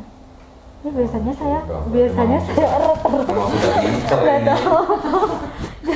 Dulu tuh Ya, saya ini berarti udah Iya. diincar ya. nggak tahu itu udah. Jadinya dulu, oh pembuka. Iya. Iya berarti dia sudah diincar ini, sudah diincar tetap hidayah. Iya, Alhamdulillah. nggak tahu. Dulu kan kayak masih nutup sama apa ya, ibaratnya nggak mau belajar kan, cuma percaya. Saya percaya ini, yakin ini, udah Iya, ya. iya, iya. Saya masih tutup. Ya karena memang di Kristen itu cara menyampaikan ajarannya tuh dengan cara didoktrin. Iya, terus lebih kalau ngelihat agama Islam tuh lebih ke personnya kok. Jadi kayak orang tua ibu saya sih terutama itu kayak orang Islam gini. Tapi kan saya dari dulu masih orang apa ya, kehidupan saya memang teman-teman saya banyak yang Muslim. Terus lebih banyak teman saya Muslim malah daripada yang Kristen. Terus jadi itu lebih lihat ke personnya bukan dari ajarannya. Jadi udah kayak gini. Jadi kan secara nggak langsung bentuk itu kan kok. Berarti kan Muslim yang menjalankan ajaran Islam itu bisa menjadi jalan hidayah buat orang lain kan? Iya, saya dulu senang lihat teman saya sholat gitu, bisa sholat 5 waktu. Sampai di kos tuh saya nyediain ini makan aku. Iya, pas Nanti waktu sudah belajar kuliah. sholat berarti. Ya saya senang aja lihat teman-teman saya tuh Oh. rajin pada sholat gitu, bisa 5 waktu, bener-bener inget sholat. Alhamdulillah ya. Gitu. Itu ya. Jadi apa ya, lihat dengar azan, dengar takbiran tuh kemarin.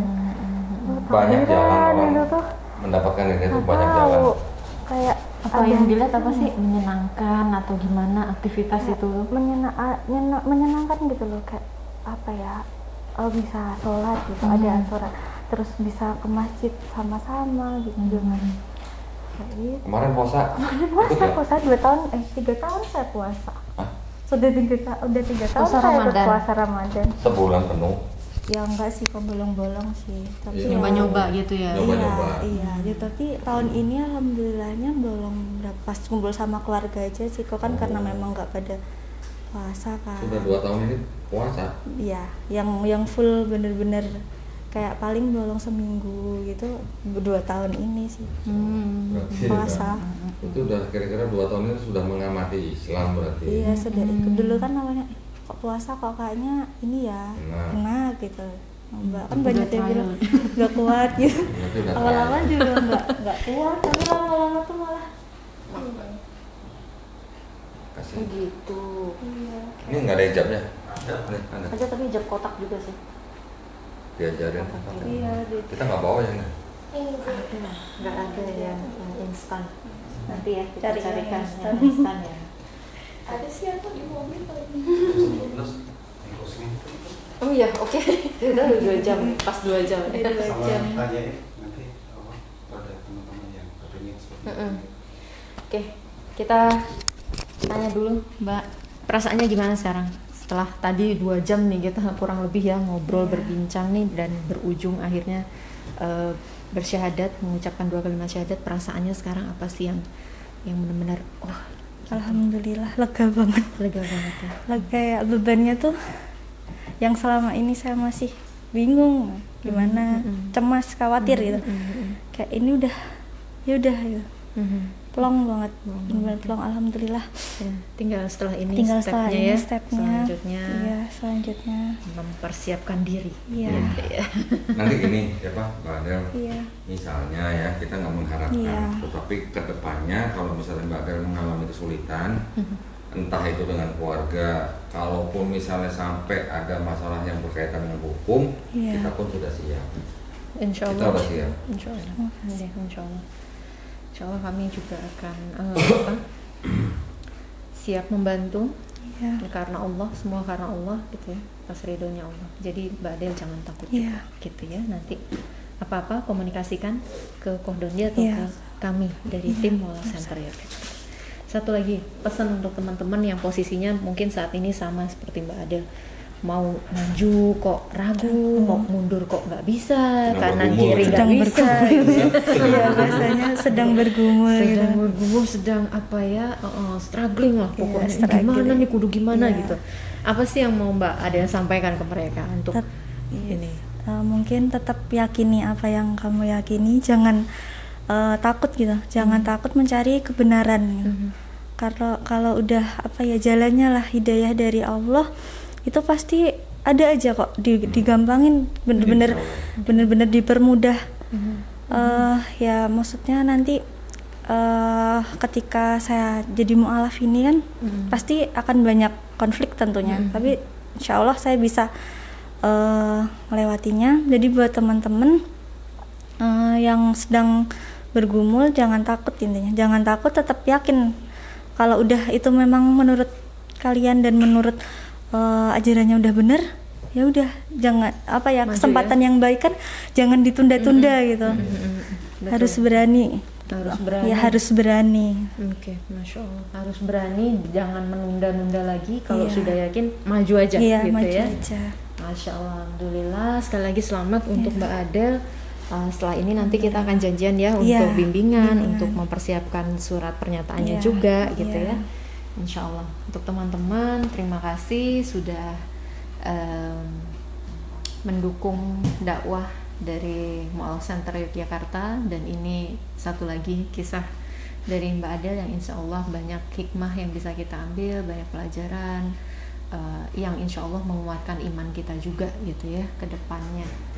Dan Kohdondi, terima kasih nih sudah, masya Allah dialognya luar biasa sekali ya, penuh ilmu nih gitu ya, penuh informatif sekali ya. Gitu ya. Untuk Kohdondi ada pesan mungkin untuk Mbak Adel karena baru saja tadi mengucapkan 2 kalimat syahadat, apa nih pesan singkat padat jelas gitu kok, apa nih? Tadi kan udah ya, kita udah banyak pesan Pak. Paling gini, kalau misalnya saya ulang sedikit aja lah ya, karena Mbak Adel sekarang sudah sebagai seorang muslim, buktikan syahadatnya Mbak Adel dengan menjalankan syariat Islam gitu ya.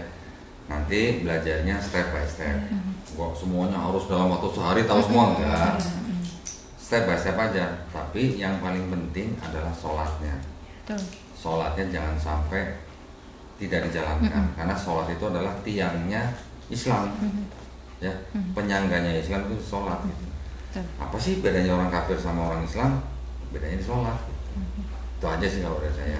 Ya, dan jangan lupa yang namanya orang hidup, mau dia muslim maupun dia bukan muslim atau belum muslim, semuanya pasti diuji kok. Yang belum muslim juga diuji, kita yang muslim apalagi gitu. Jadi jangan takut dengan ujian.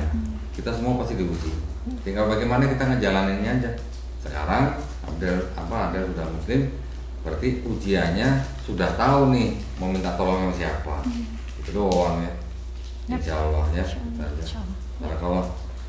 Ya, terima kasih Ko Dondi sudah bersama dengan kami nih dan Mbak Adel juga dari jam 6 tadi sampai sekarang sudah jam 8 lewat 2 jam Insya Allah. Insya Allah nanti kita akan mulai bimbingan ya Mbak Adel. Nanti kita akan janjian untuk waktu dan tempatnya menyesuaikan dengan Mbak Adel saja gitu ya. Oke, mungkin itu dari kami tim Mualaf Center Yogyakarta. Kurang lebihnya kami mohon maaf, mungkin ada kekurangan dari awal sampai akhir prosesi ini, semata-mata karena memang kekurangan dari kami dan apa-apa yang baik yang datangnya dari Allah gitu ya untuk saat ini. Terima kasih, dukung terus dakwah kami, dukung channel kami baik di YouTube maupun di media sosial yang lainnya, Instagram juga Facebook. Update terus kegiatan kami dan dukung terus, bisa salurkan bantuan atau donasinya melalui rekening yang ada di bawah ini gitu. Jazakumullah khairan katsir, barakallahu fikum, wassalamualaikum warahmatullahi wabarakatuh. Selamat ya, Del ya. Terima kasih banyak kok. Sama-sama. Ya. Alhamdulillah. Pasti rasanya nggak bisa digambarin. Iya. Long banget. Long ya. Bener-bener. Masya Allah. Ya, kayak rilis